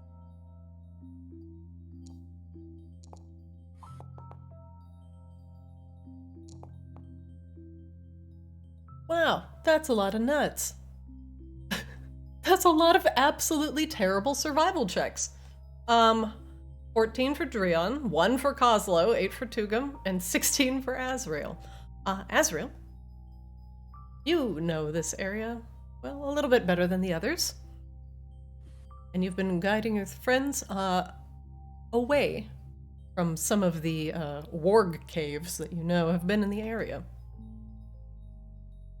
The tree is close and is just across the path to the north. And Azrael, you find something on the ground. And as you lean down to pick it up, something glints in the snow. A bit of gold, perhaps. And you lift it from the ground and, oh, well, it's attached to a finger. It's a ring on a severed finger, half buried in the snow. Azrael digs around a little bit. Is it just the finger, or was there more to the body? Oddly enough, it's just the finger. Well, I think we're on the right path. Azrael hands the finger with ring over to Drian. What, Drian's gonna just investigate it to see what type of finger it thinks it is. Like, is it a Leonin finger, or...? At the very least, it's a humanoid finger that doesn't have fur. That's all you can discern. Drian stares at it for like 30 seconds and then shrugs, takes off the ring, and throws the finger and puts the ring in his pocket. You acquire a gold ring. Cool. Tugum goes in and picks up the finger. Yeah, that line's getting this shoved in a bad place. Plus, he said he wanted body parts anyway. God damn it. Tugum, you acquire a rotted finger. Drew, just for record-keeping purposes, I'll go ahead and take inventory of this game. That's fine. Tugum, just to let you know, also for Kozlo, for any loot or items picked up, we usually post them in the treasure chest channel of Discord, and you can give out the loot later or during the game if you so wish, if you don't want to disrupt gameplay. Cool. Do I need to put anything on my character sheet about picking it up or no? Yes, Dreon can add it or remind you, but you have acquired in your inventory Rotted Finger. Sweet. Nice. It's usually best for personal things that you pick up to put it in the in inventory at the bottom. There's just other possessions. Just like note it there. It's super easy. Okay. Keep notes on your character sheet. Because I'm very good at referencing your character sheets and bringing up old shit, so. Well, the tree should just be over there to the north. Dreon nods, just takes careful steps. He's going to perform an investigation. Anything out of place around him that he can tell? Dreon, you look around, and aside from the snow falling lightly, you don't see anything. As is tradition in Polaris, it's very dark. Dreon looks around, turns back, shrugs to Azrael. All right, once we get to the tree, assume we're going to be fighting. Be ready.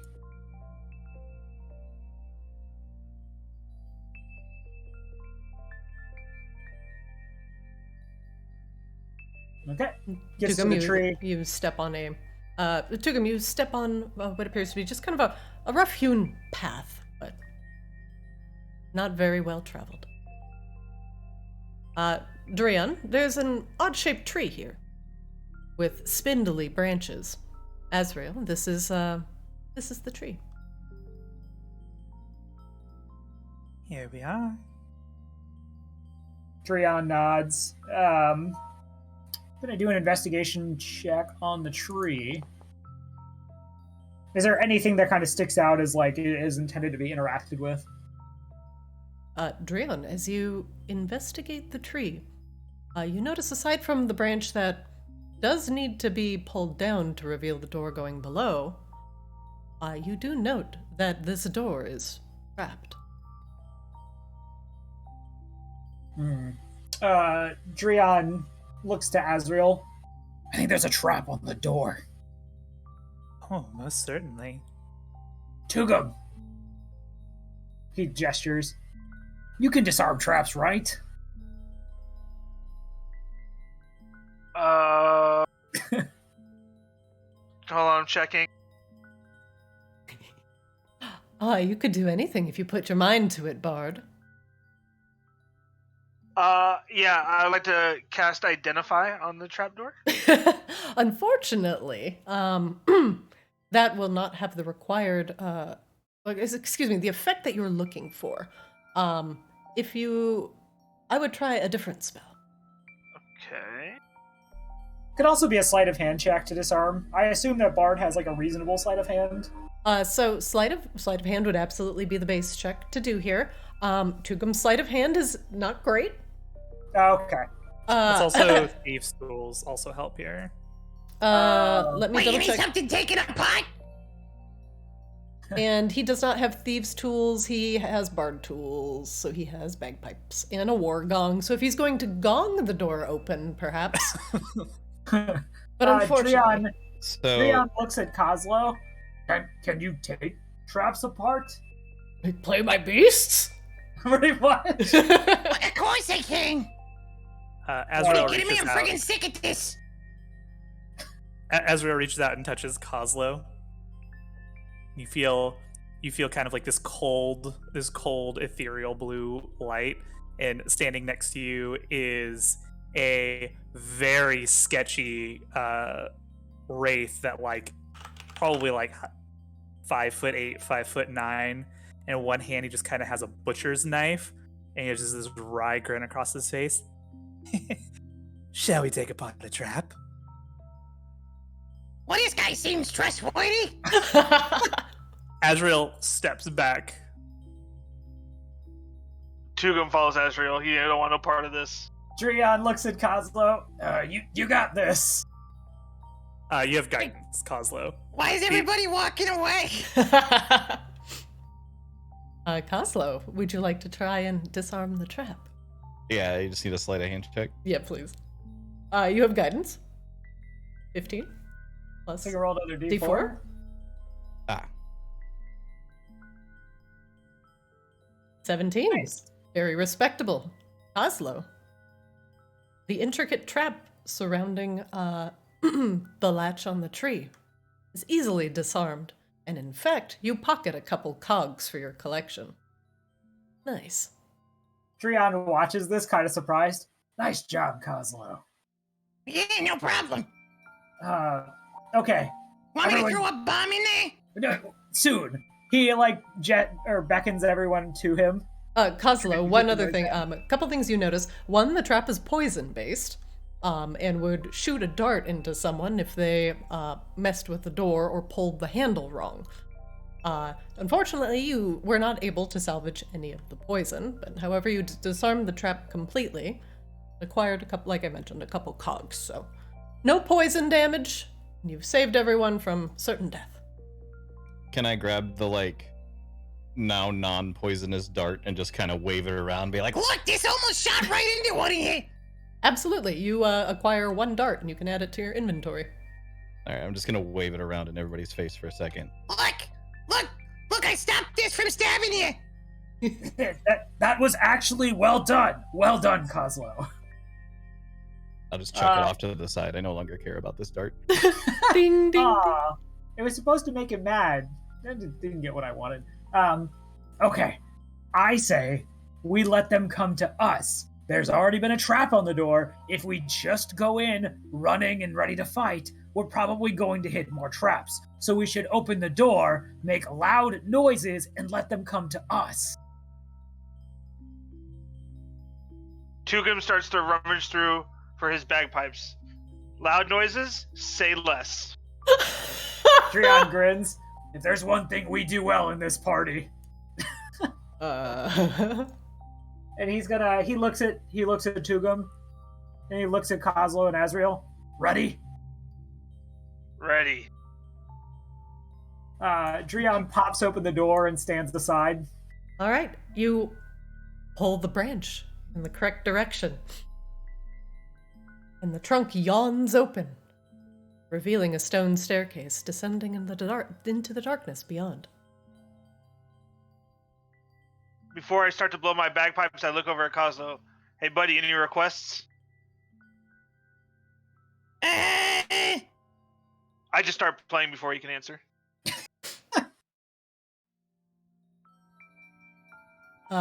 You blare the bagpipes? I blare the bagpipes just as loud as I can. Kozlo, get a dynamite ready. Get by the door. Okay, yeah.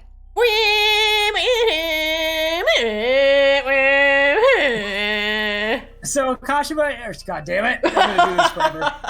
Drion is going to be watching the hallway with dark vision. He's going to be watching, and he can't really listen over the bagpipes, but he's going to be watching for movement. And it echoes.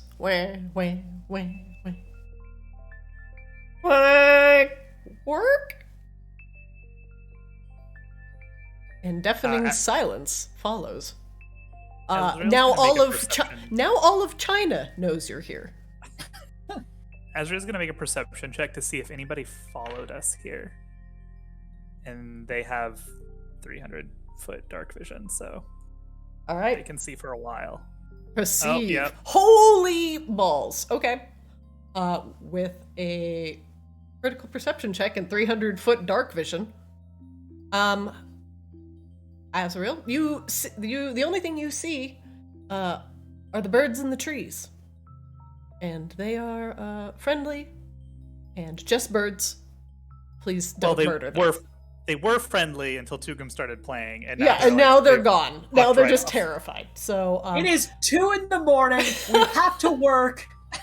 I pay way too much to live here. Tweet fucking tweet, motherfucker. Listen, Okay, how dare you? You feel extremely confident that not only have you disturbed all of the wildlife in a 300-foot radius, but that you are blessedly alone. Kozlo looks at the bird suspiciously. I don't even think they're real. So Drion looking down the hallway, does he notice anything during Tugum's playing of the bagpipe? Drion, how far is your dark vision? 60 foot. The stairs descend into darkness, and after Tugum is done with his performance, nothing comes up them.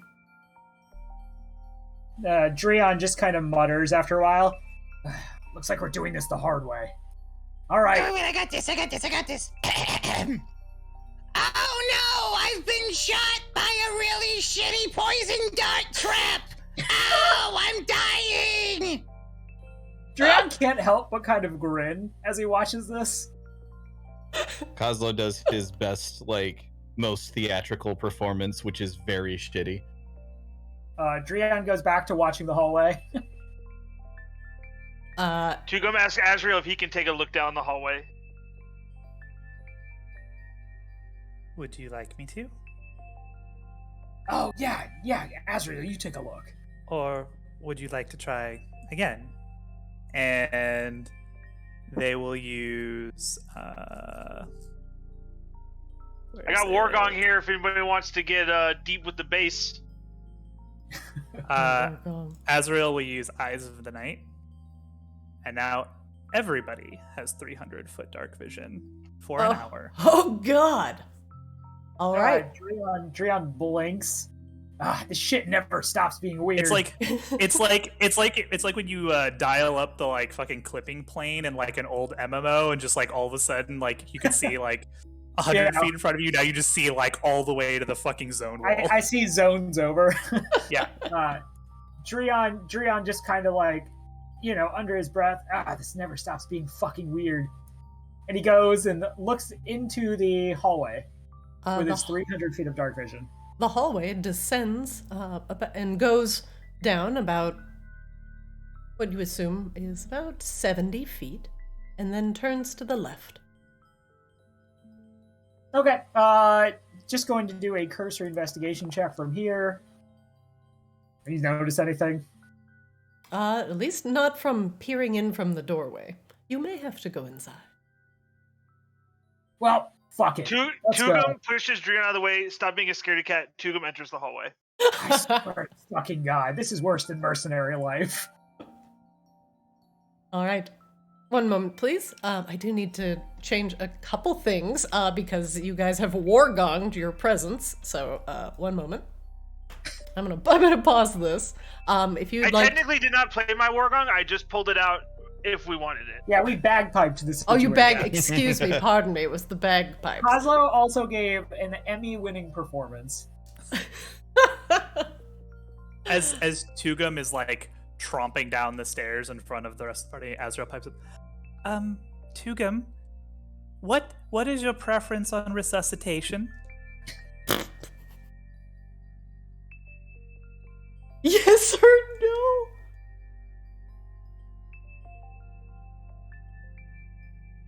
I could go either way.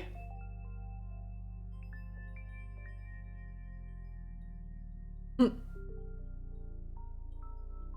right, one moment, please.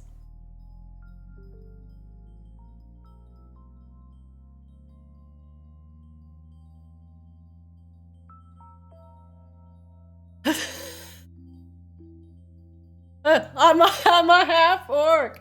Sorry, we went to the Mark Rebel concert. It was great. It was great. All right, I'm gonna load the next scene.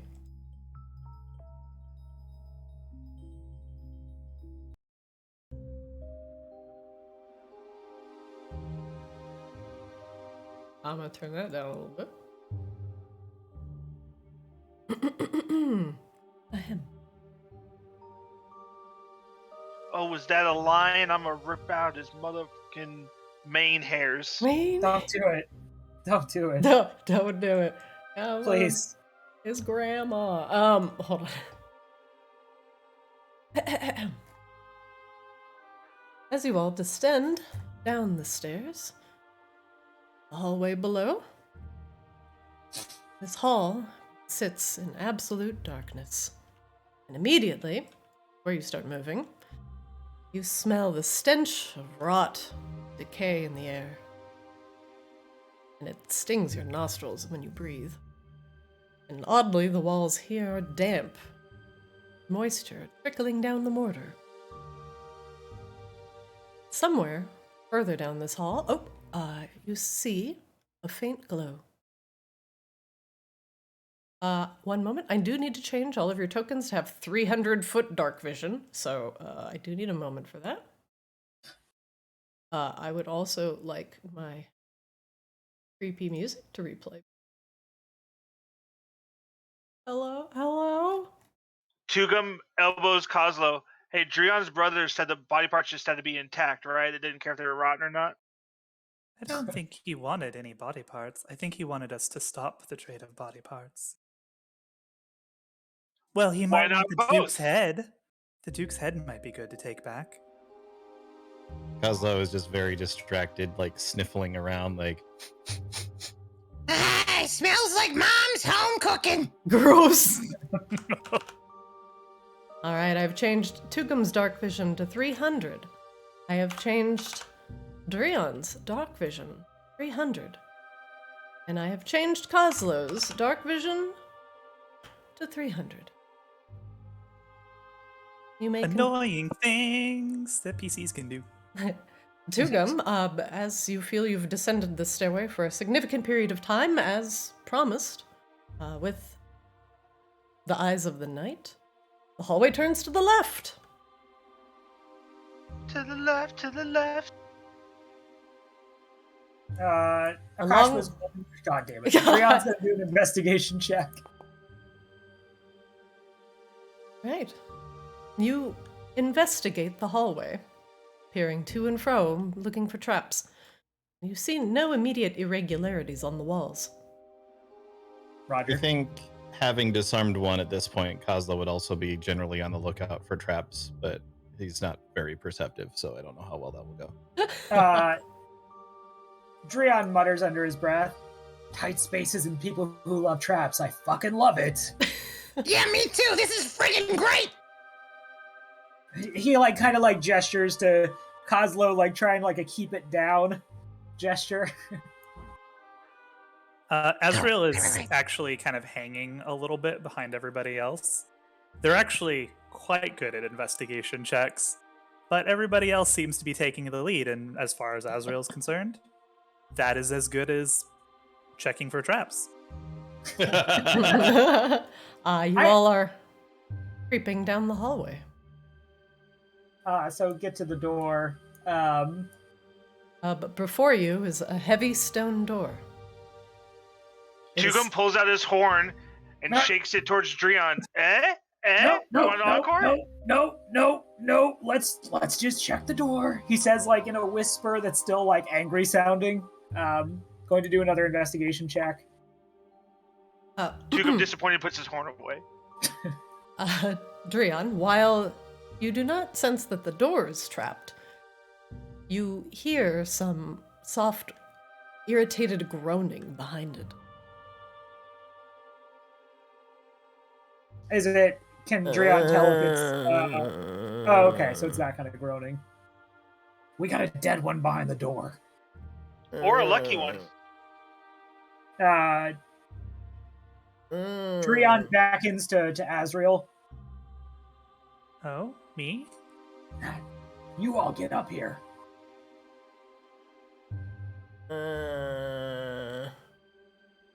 Would you like to check the door? I think the door is fine, but behind it, I think the fun's gonna start there. If there's anything anyone wants to do to prepare before we go in there, now's the time. Drion, you hear scratching at the door. Drion scowls at it and then like looks back around the group, kind of like raising his hands, like, anybody want to do something? Wait, I got this. Kozlo rummages around in his artificer's kit for a moment and summons a turret right in front of the door. And which turret are you summoning, my friend? It will be the the small size turret, which is the larger of the two sizes, and it definitely has legs, and they're mismatched and weird. Is it the flamethrower, force ballista, or the protector? It will be the flamethrower turret. Skirt.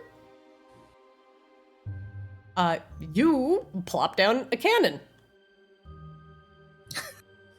Drion looks at it, grins. All right, Eddie, get back. Everyone get back. I'm going to open the door. And then, but you just wanted us up by the door. No, it's the tactics have changed. Drion, Tugum stops Drion before he opens the door. What if my man's just sleeping behind there and you're going to mess up his sleep for no reason? Drion stares daggers at him and pops open the door and runs back immediately. Nope. I'm gonna stop you right there, because as soon as you open that door, we are going into combat. Zombies, like, I could open the door and, like, run back. Come on. It's just a little running for a friend. It's just a little running. As a treat. Just a little running. Alright, one moment, please. At least everything will be immediately on the other side of every door that we enter because we played the bagpipes before we came down. Good job, us. This is just efficient. We just pre-pulled the dungeon, basically. I need everybody to roll initiative for me.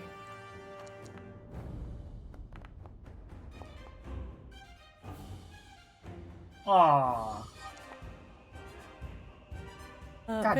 Very good.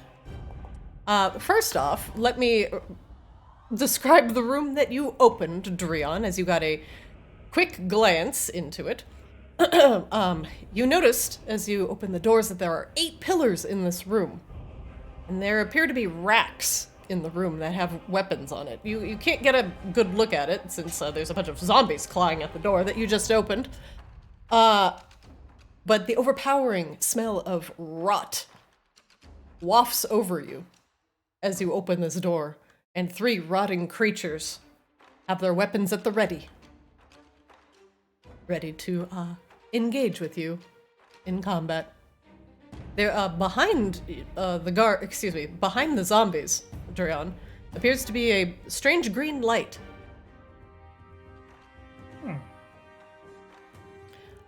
Top of the round, first round. Well, apparently this guy's very quick in the back. One moment. Double check something real quick.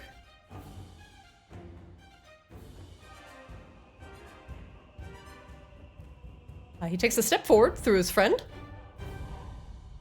And this undead appears to be wielding a long pike and levels it at Kozlo. The pike has reach of 10 and reaches over the cannon. Kozlo. Do I get an attack of opportunity? Because he moved into my... No, you do not. Only when he leaves the space. Okay. He's going to make a multi-attack on you, Kozlo, with his pike. More banger, please. Kozlo, does a 22 hit your armor class? Yes. You take 6 piercing damage from the pike. And he attacks one more time. Does a 16 hit your armor class? Also, yes. And you take 8 piercing damage from the pike of the decaying guard. Kozlo, you're up. I'm gonna be like, Drion, what the hell did you do? okay. So I can, with the cannon, as a bonus action, I can make it fire in a 15-foot cone. Okay. So that'll be first. Okay. I am going to make. Drion, look out! Does it emanate from the flamethrower? I'm assuming yes. Yes. Okay. I'm making a 15-foot cone. Okay. And it will be a dex save of DC 13. And they either take 2d8 or half that if they save. Dang. Oops. 1 second. I have no idea what you just said. Dice. So Yeah, so basically, these monsters are going to have to roll to pass a check, and if they pass the check, they take half damage. If they don't pass, they would take full damage, which in this case is 2d8s. Listen, Charles. Cannon make fire. Zombie dodge? Question mark. There you go. Way Okay, better. sorry. Well done. All right. Cannon make fire. What's my save? DC 13. All right. We'll start with the guy. Dexterity, yeah. All right. We'll start with the guy in the front. 7 fails. How much damage do you take?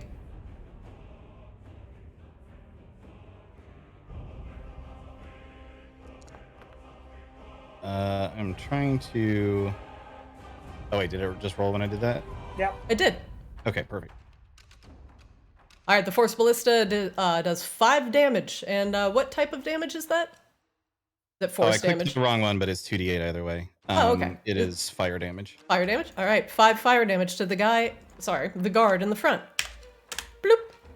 The guard behind him. Dexterity saving throw.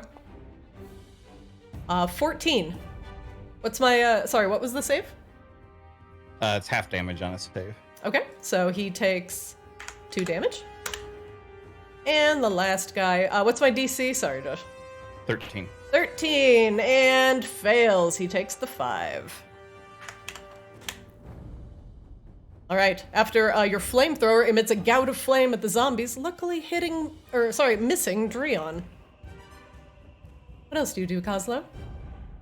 So I'll also cast, so it's casting Firebolt, but with the way Artificer works, it's supposed to be like a little gadget or something. So So you can like blap it out of really anything you'd like, flavor-wise. Yeah, I've been treating it as like little grenades. Like this is what he was slowly piecing together at earlier points throughout the night. Okay. Was a Firebolt grenade. You have a wealth of firebombs at your disposal, Kozlo. Yeah. So I will chuck a Firebolt grenade at the one that just stabbed me because I'm mad at him. Okay. It is a ranged spell attack, which I need to find the button to cast. Was that it? Yep. 14 will miss. It was only 1 damage anyway. That poor sad grenade. Kozlo, and for everybody else currently in combat, one house rule I have is that you can roll an insight check as a free action anytime on your turn on a target you can see. If you succeed, you can discern one piece of information from the target, such as a hit point bar, or condition immunities, or damage immunities, stuff like that. So if you just don't know anything about a monster and just want to ask the GM a question, make an insight check. Kozlo, you have used your bonus action, your action, you have not moved, or have used your insight. Do you wish to end your turn? So I guess I'll insight the guy that stabbed me to see if he's hurt. All right, let's do it. Okay, what would you like to know? Would you like to see his hit point bar? Yes. All right, I will show you his hit point bar. Boop. Oh dear. Kozlo, does that end your turn? I can still move, right? You can, yeah. You Okay, will not I'm going provoke to- any attacks of opportunity. Then I'm going to run behind everyone else. Okay. 15, 20. Ow, he friggin' stabbed me!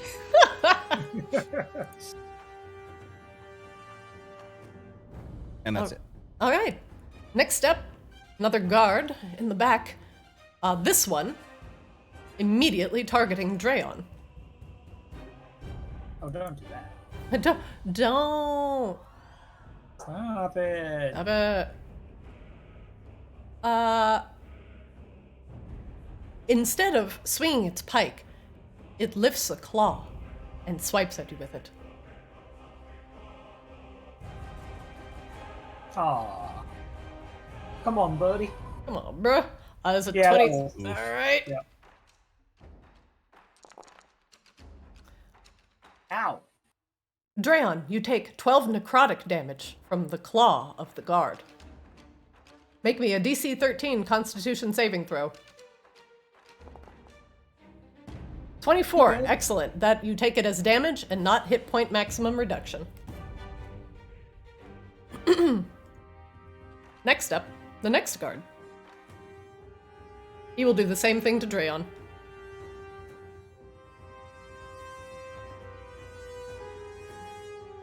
There's a 14 hit your armor class. It does not. And on the miss, Drion is going to use Riposte. Ooh. Riposte? Riposte. Riposte. Riposta. Pasta. Mamma mia! And is going to, how does this work? Yeah, melee attack. And you add the superiority die to the attack's damage roll. So he's going to swing with the glaive. Alright. A 15 will hit. Okay, and so roll the extra d8. So it's going to be an extra 2 plus Plus 7. slashing, plus he has polearm mastery, so it's going to do an extra d4. 9, 10, 11, 12. Yeah. Excellent. All right. He misses, and you riposte. And he takes 12 damage. Roars. After taking the first hit, he roars and manages to dodge the second, and then goes back with a slash, and then hits the zombie with the butt of his glaive. The zombie misses, or excuse me, the zombie loses a massive chunk of flesh against the onslaught. Tugum, you're up. Drayon and the cannon seem to be holding down the fort. What do you do, Bard? I would like to do an insight check on the front zombie. Okay, go ahead. Wow, what would you like to know? Can it be charmed? That is a very good question. One moment. It can. All right, then I would like to cast. Am I within 30 feet? I don't know how this thing works.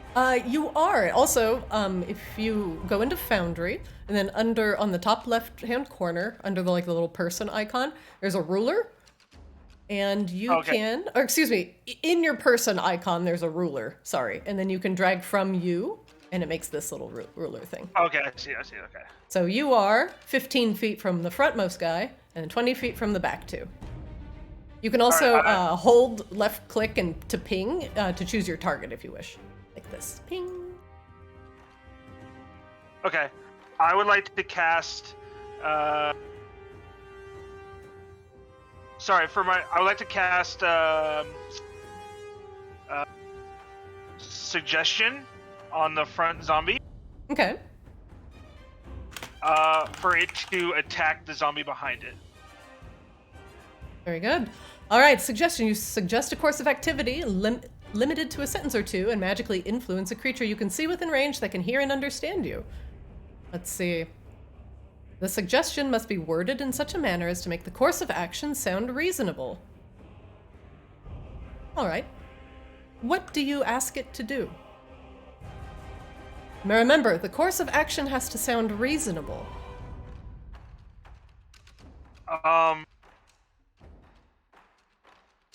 Or you just have to be convincing. Alright, I just want to convince the zombie that the zombie behind it is its new enemy. Are you two best friends? Did you go to college together? Old girlfriend, perhaps? Yeah, we went to Bard College together. All right. The target has to make a wisdom saving throw. Let me look at your difficulty. Can you tell me what your spell casting difficulty is that I have to roll against before I look on your character sheet? 1 second. Spell casting. So if you click on your spells tab, at the top it says your modifier, your spell attack, and the save DC. So my save DC is going to be the one listed there. So I have to beat a 13. Okay. So here's my wisdom. Skirt fails miserably. Actually critically fails. And it is charmed. Let me boop. Excellent job, Tugum. And then I have a bonus action. Okay. That or Bardic Inspiration, since Azrael hasn't gone yet, I'm going to cast it on it. Okay. So as a bonus action, a creature other than yourself within 60 feet that can hear you gains an inspiration die 1d6 for 10 minutes. The creature can add it to one ability check, attack roll, or saving throw. This can be added after seeing the roll, but before knowing the outcome. All right, excellent. Azrael, you have an inspiration die. Boop, boop. I don't know if Lovely. I have an inspiration mark, but I don't. But you're inspired. Tugum, you have done your bonus action. You have scanned. You have done your action. The only thing you haven't done is moved. You wish to move. I'm going to stay where I am. All right. Does that end your round? Yes. Azrael, you're up. Azrael will cast Bane Oh, shit. on all 3 of the zombies. All right, must make charisma saving throws, and they fail. The save throw makes an attack roll. Save throw, must roll d4. Okay. It's like Bless, It is like bless. but hipper. But hipper. Okay. We'll start with Mega this guy on the bless. front. Evil bless. Succeeds? I have real problems with the charisma saving throw of your fucking zombies. I just Christina. flat rolled a 17, man. Next one in the back fails. So he is banned. Do I have a Bane icon? Downed? Blaine? David Blaine? Blame my beasts. Blaine? Okay, I'll just say he is not blessed. Evil blessed. Okay. Charisma saving throw. Take The a one back blast. right critically succeeds. Man, this is like exactly like Bless. Good job. It just hits differently. Drew, let me propose a scenario. And like I fully approve this action, but let me propose you a scenario. You cast Bless and Christina doesn't get to roll against it. Well, I mean, Bane helps them hitting us, which right now is the real problem. No, Bless doesn't This help is- with that. this is totally fine. I can just tell you the number of times Christina has outrolled my Bless. It's none. It's none. I don't even give it the chance. I don't open myself up for that pain. Yeah, that happens a lot. I mean, look, I respect it. I'm just saying. if we have to metagame around Christina rolling fucking natural 20s on zombies that don't have a negative charisma modifier, then you know Look, what? I don't That just know- gets rid of so many spells, and you know what? I'm not down for that. I'm gonna I play don't know fun what to tell you, spells. man. That's just the world we live in. Azrael. Oh no, Azrael's not gonna move forward. Azrael will also cast. Oh no, can't actually cast 2 spells. That's dumb. You've Even if already one's a Bane. bonus action. You Literally the you worst. already have concentrating. That is it. They will insight check. All right, what would you like to know? Let's get this guy's hit points. Good thing. All right, coming up. Hot and fresh. Hit point bar. Boom. There you are. Azrael, does that end your turn? That is it. Drayon, hey, nice 5 initiative. You're up. Sad pog.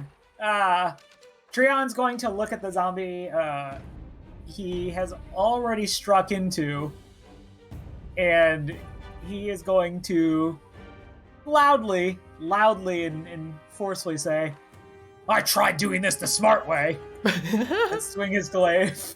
Did you though?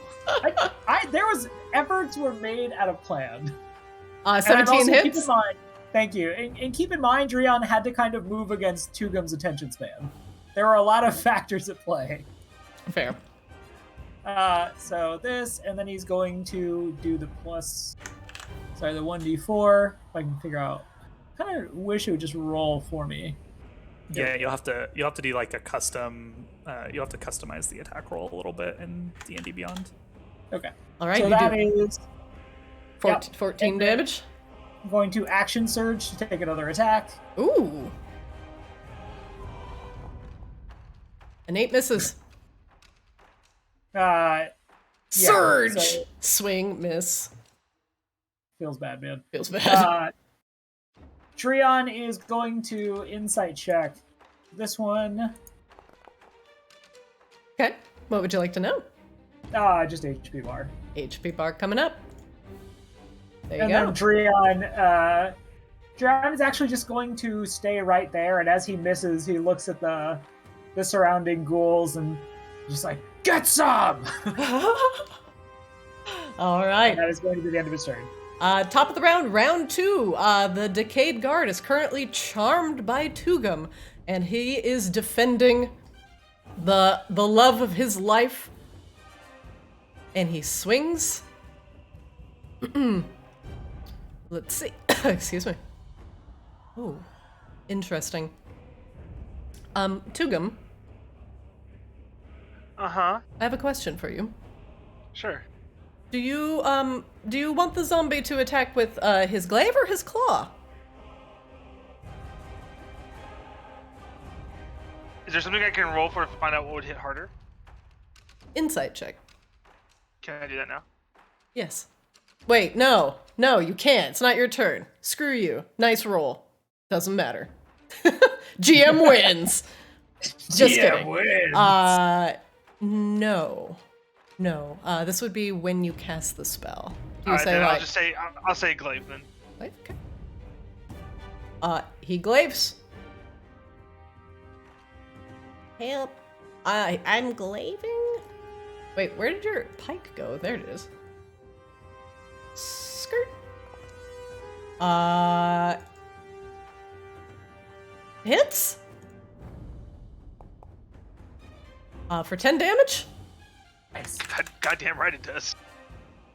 And he swings again.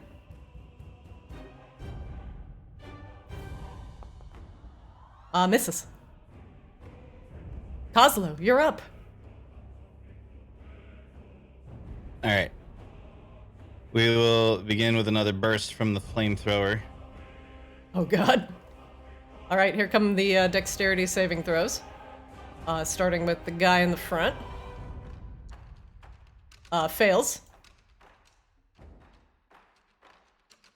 This is gonna hurt.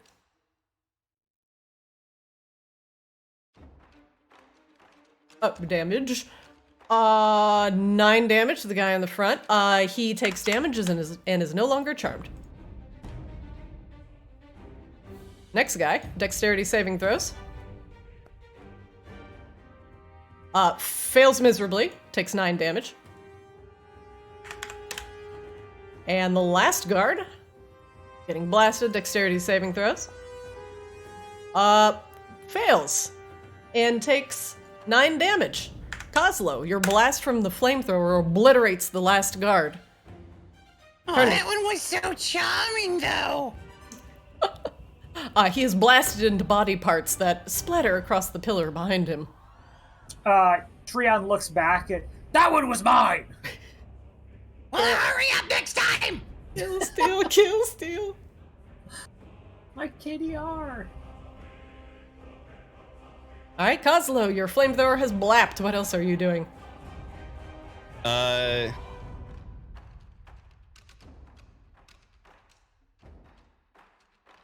will go ahead and chuck another firebolt grenade. Alright, excellent. What's your target? Still the one that stabbed me. This guy. Alright. This guy Because is... he stabbed me, so I hate him. Okay, he's hostile again.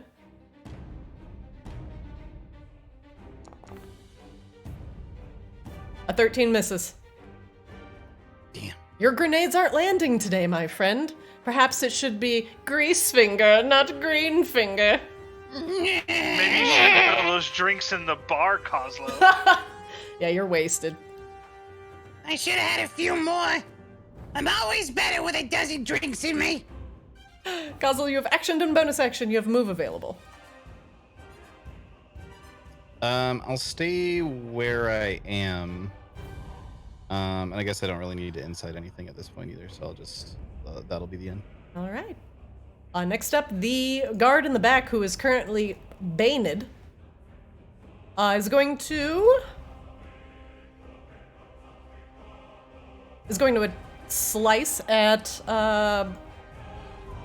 Dreon with his pike. Oh no! Oh no! Oh, no. Does 11 hit your armor class? Minus 1d4. Oh, minus. Bane. Oh, he's banned. Okay, that's not hitting. That's not hitting anything. 1 second. 15? No, he's also gonna eat a riposte. Oh, the Bane what? The Bane riposte? Bruh. Combo. Bruh. Yeah, got him. 21 hit. It does. All right, and then there's this. All right, And 11 this. slashing. So it's No. gonna be 14 total. All right. A mighty Oh wait, hit. no, actually, sorry. It gets the superiority dice as well, so it might be dead. Let me just roll. Ooh, ooh, ooh. Oh wait, no, sorry. Oh my god, No, that's sorry. all of them. That's too many. How Why superior would it just are roll these one? dice? It's so superior. So an extra 2 damage. It's fine.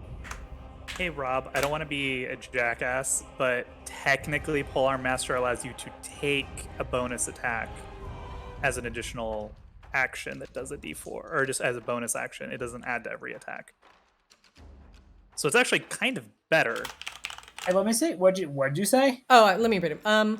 You keep your enemies at bay with reach weapons. You gain the following benefits. When you take the attack action and attack with only a glaive, blah, blah, blah, you can use a bonus action to make a melee attack with the opposite end of the weapon. This attack uses the same modifier as the primary attack. This weapon's damage die for this attack is a d4. It deals bludgeoning damage. So you are basically flipping around your thing and bonking him with the other end of the stick. So you do have to make an attack, but it does have the chance to crit. And it also has all of your added damage from like strength and stuff in the weapon. So like, Okay, that makes more sense. So in reality, like, he would not have taken the 3 damage here from that I added for the Polar Master. So he should have 3 more health.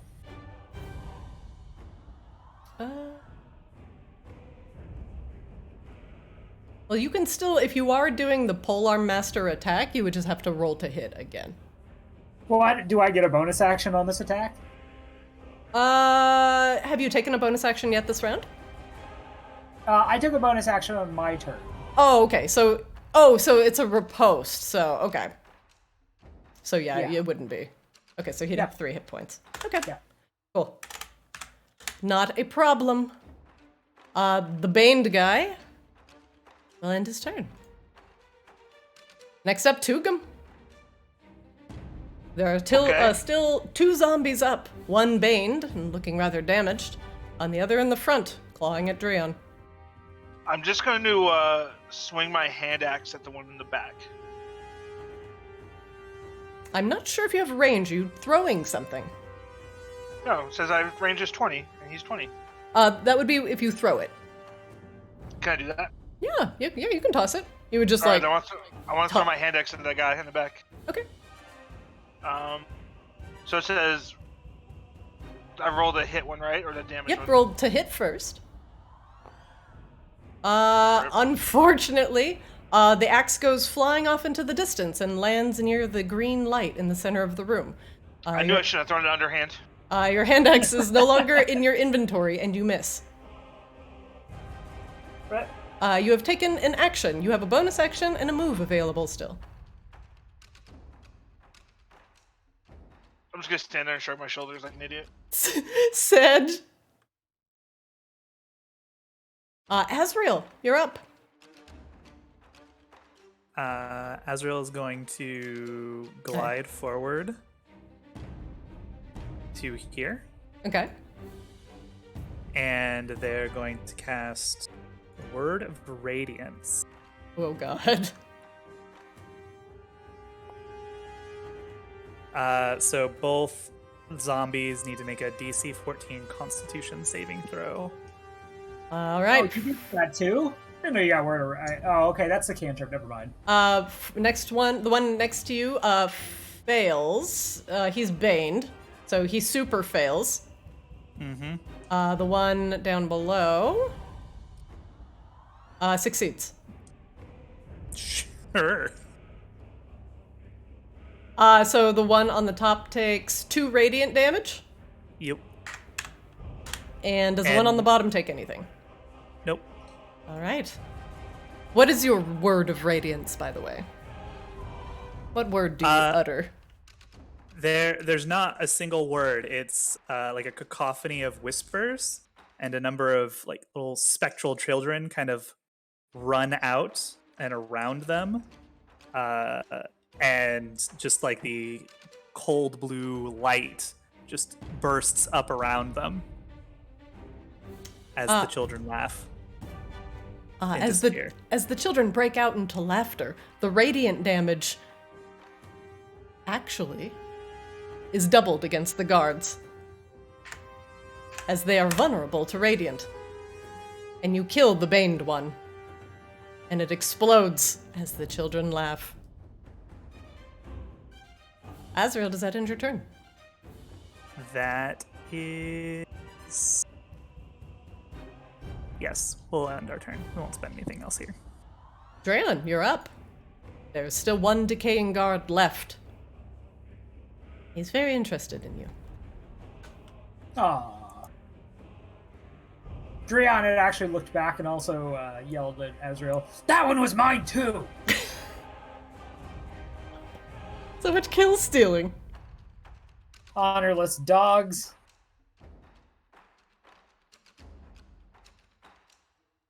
Tugum yells back. All right, I'll let you finish out the last one. Then I'm sending this one out. We can always bring him back if you'd like, Dreon. Dreon grumbles. God damn, I'm dead.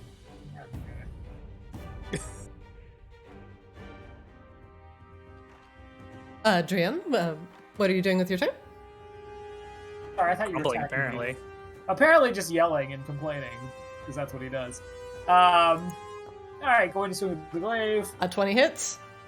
Okay, going to roll damage. Jesus. 14. And then is going to swing with the polearm bonus. And is going to use a superiority die for precision strike. Oh. So, let's see, it's a 1d8 to my precision. It doesn't add to damage, I don't believe. An 18 hits. Okay, and rolling the damage. Okay, so it's going to be 19 damage total. Drian, as you flip your glaive around, you impale the guard upon the wall with the butt of your glaive. And it hangs there limp, dead, suspended off the ground as you growl into its face. Hey, that one was mine! Why is everybody calling dibs on all these monsters? Tugum just starts clapping. Says, "Hey, he finally got one." Like holds or not Azrael, fuck. Dreon holds up the zombie on his glaive and like pulls it close to his face and just fucking growls at the dead thing. And then like throws it off of his glaive disgustedly.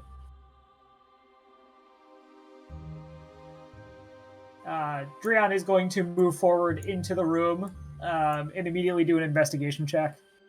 All right, make a roll for me. Wow, there's a pretty green light in the middle of the room. And there's also a hand... Axe. Okay, one moment, please.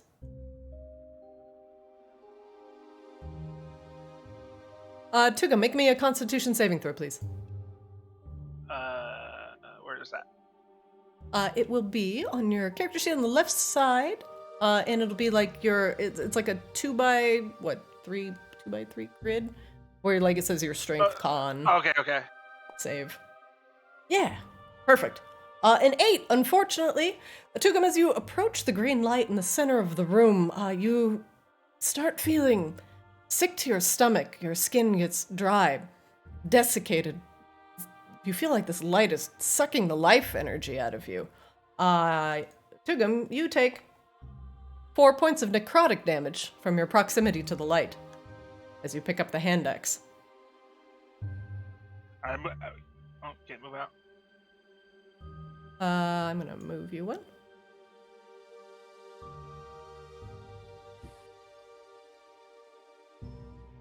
Sorry, I'm Tugum, you paused. don't look well. What happened? The light burns. Dreon looks at the light and then looks at Azrael. Do you know what that is? Oh, maybe. Azrael, do an Arcana check. Azrael will use their knowledge from a past life Ooh. to roll an additional d6. Yes, let's see what the friends in your head have to say. Yes. Necrotic orbs, bulging with light. These tend to be some sort of sustaining device. And with their necrotic nature, they must be pulling their energy from another source.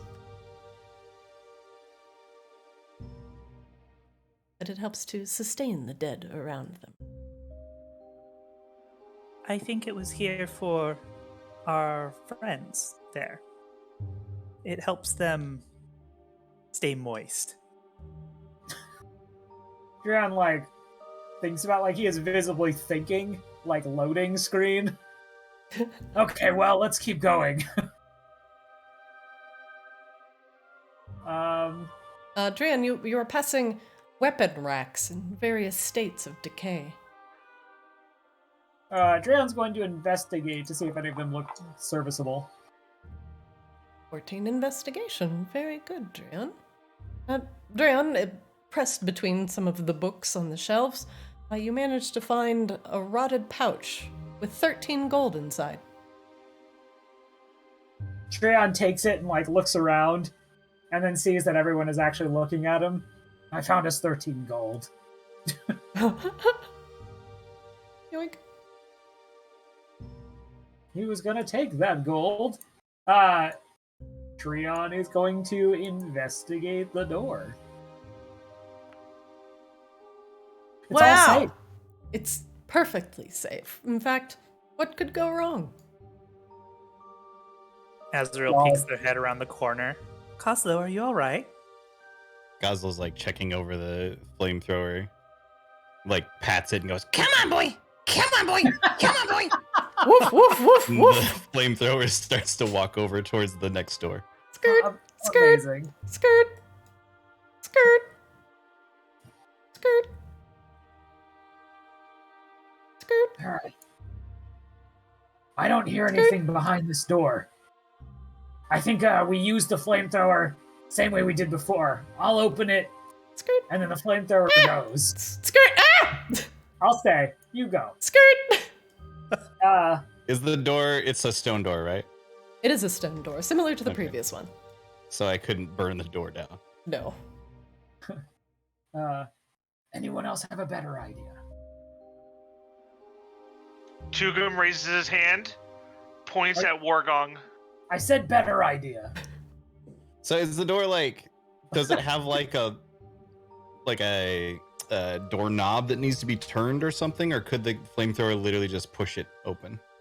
It has a like a thumb latch on it, so you'd like push the latch down and then push it open. You can, like, just crack the door a little, and then I can make Flamey here just walk right through. So more or less same plan. Got it. Same plan, but maybe you don't get me stabbed in the face this time. Well, he gestures at you. Looks like you've already learned, and that's really the heart of warfare. Now you're standing back there. We'll make a soldier out of you yet. Oh, Coslo. Yeah. Here, take this for a little bit.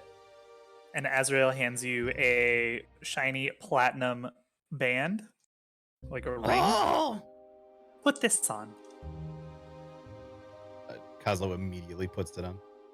Good. Azrael puts on a matching one. Oh, you're married now.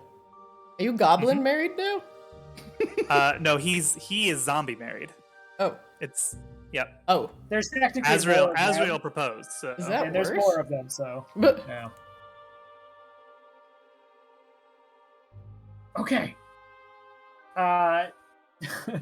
So Drian is going to try to, like, reach across 5 feet to open the door from another square. Christina? You are not a bugbear, and you do not have natural reach. God damn it! I should have been a bugbear. If you were a bugbear, I'd absolutely allow you to do that. Okay. Drian, would you like me to go first? Drian kind of sizes you up. Drian's gonna roll an insight check to see if he can figure out how armored up Azrael is. As far as you know, Azrael is head to toe in like this full kind of tarnished plate armor. Obviously, you see their face is very gaunt and hooded, but they have tons of armor and they have a large round shield. That has, maybe like crest like the cycles of the moon embossed on the front, and that's all. They have no weapon. Yeah, you know what? I actually did kind of take a bit of a beating that fight. So why don't you get up here and you can open the door? Okay. For the record, Akashva would have never let you open the door. Well, I mean, Akashba wouldn't be caught dead with Azrael, so That's fair. That's fair. Azrael will investigate the door. All right. One moment. The door appears to be of solid stone make with a simple thumb latch on it. Anything with a thumb could probably get this open.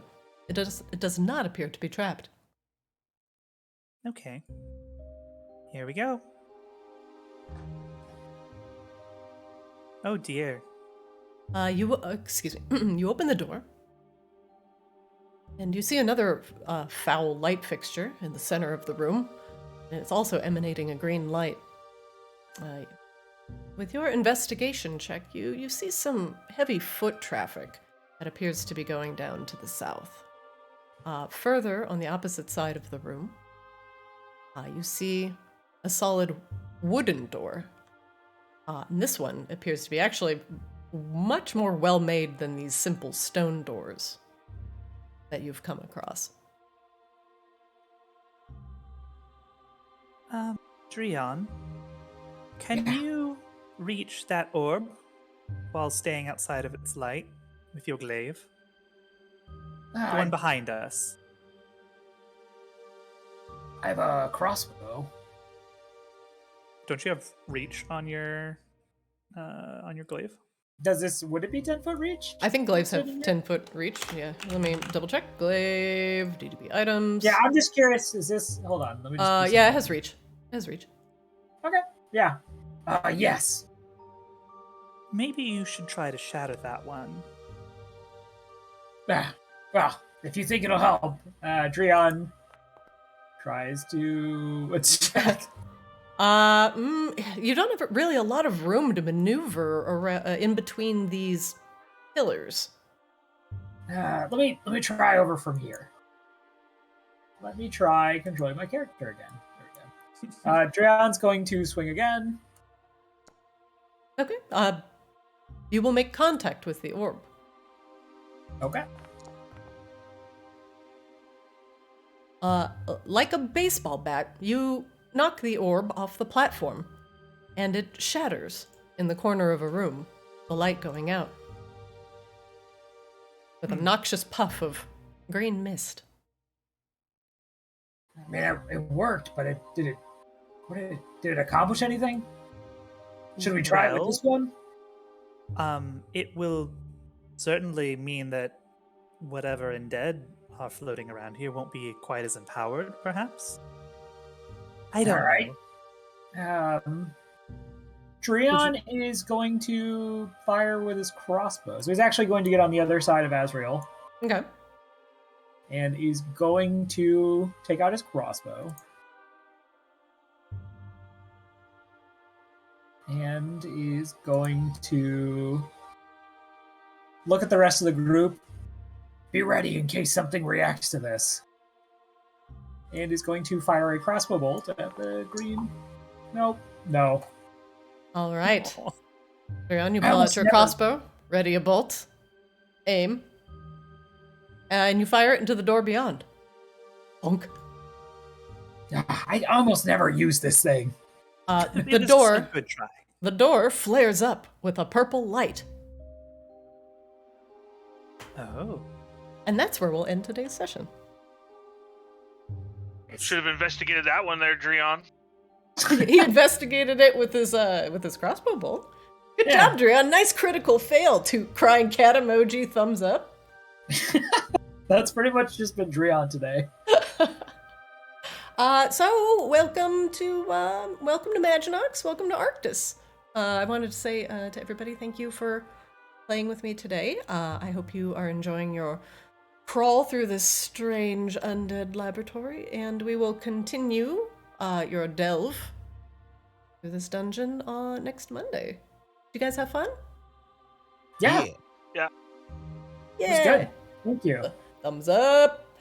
So we will continue where we left off, with Dreon funking a crossbow bolt into the door beyond, and it flaring up with a great purple light.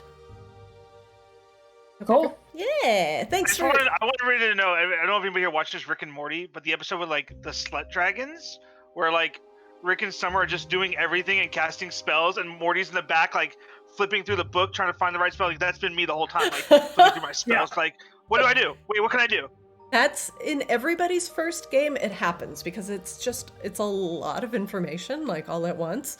And I think like for the first couple rounds, I felt like even Akashaba was like, I'm just gonna dome people and like kind of feel this out, So like getting used to what you can and can't do and like your own character limits is totally natural. So if you feel a little bit out of water this session, it's totally natural. And yeah, we were like, my recommendation would be just for what I did was like, when I wasn't playing, I just took some time to like sit down and kind of like look at my loadout and just write down, I thought, anything that might be interesting in combat, and that was helpful.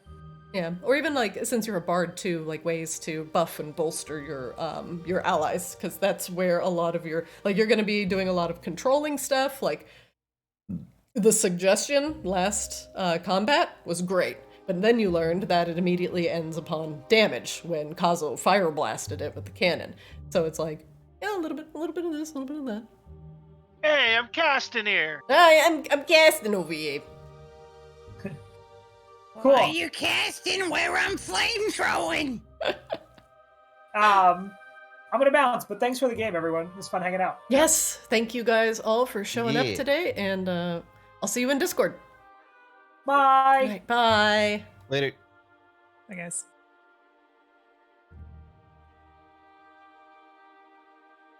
All right. Yay! A good session and fun. That is our first session of Arctis Kaamos. I hope you guys enjoyed. These guys will continue delving through the darkness of the region of Polaris next Monday. Hope you guys enjoyed this this new game. Got a couple fresh faces. It's always fun telling a fun story. And we hope you guys will continue watching and follow along with their adventures Monday at 6 Pacific. Anyway, have a good night, everybody. Thank you for watching, and I'll see you next time.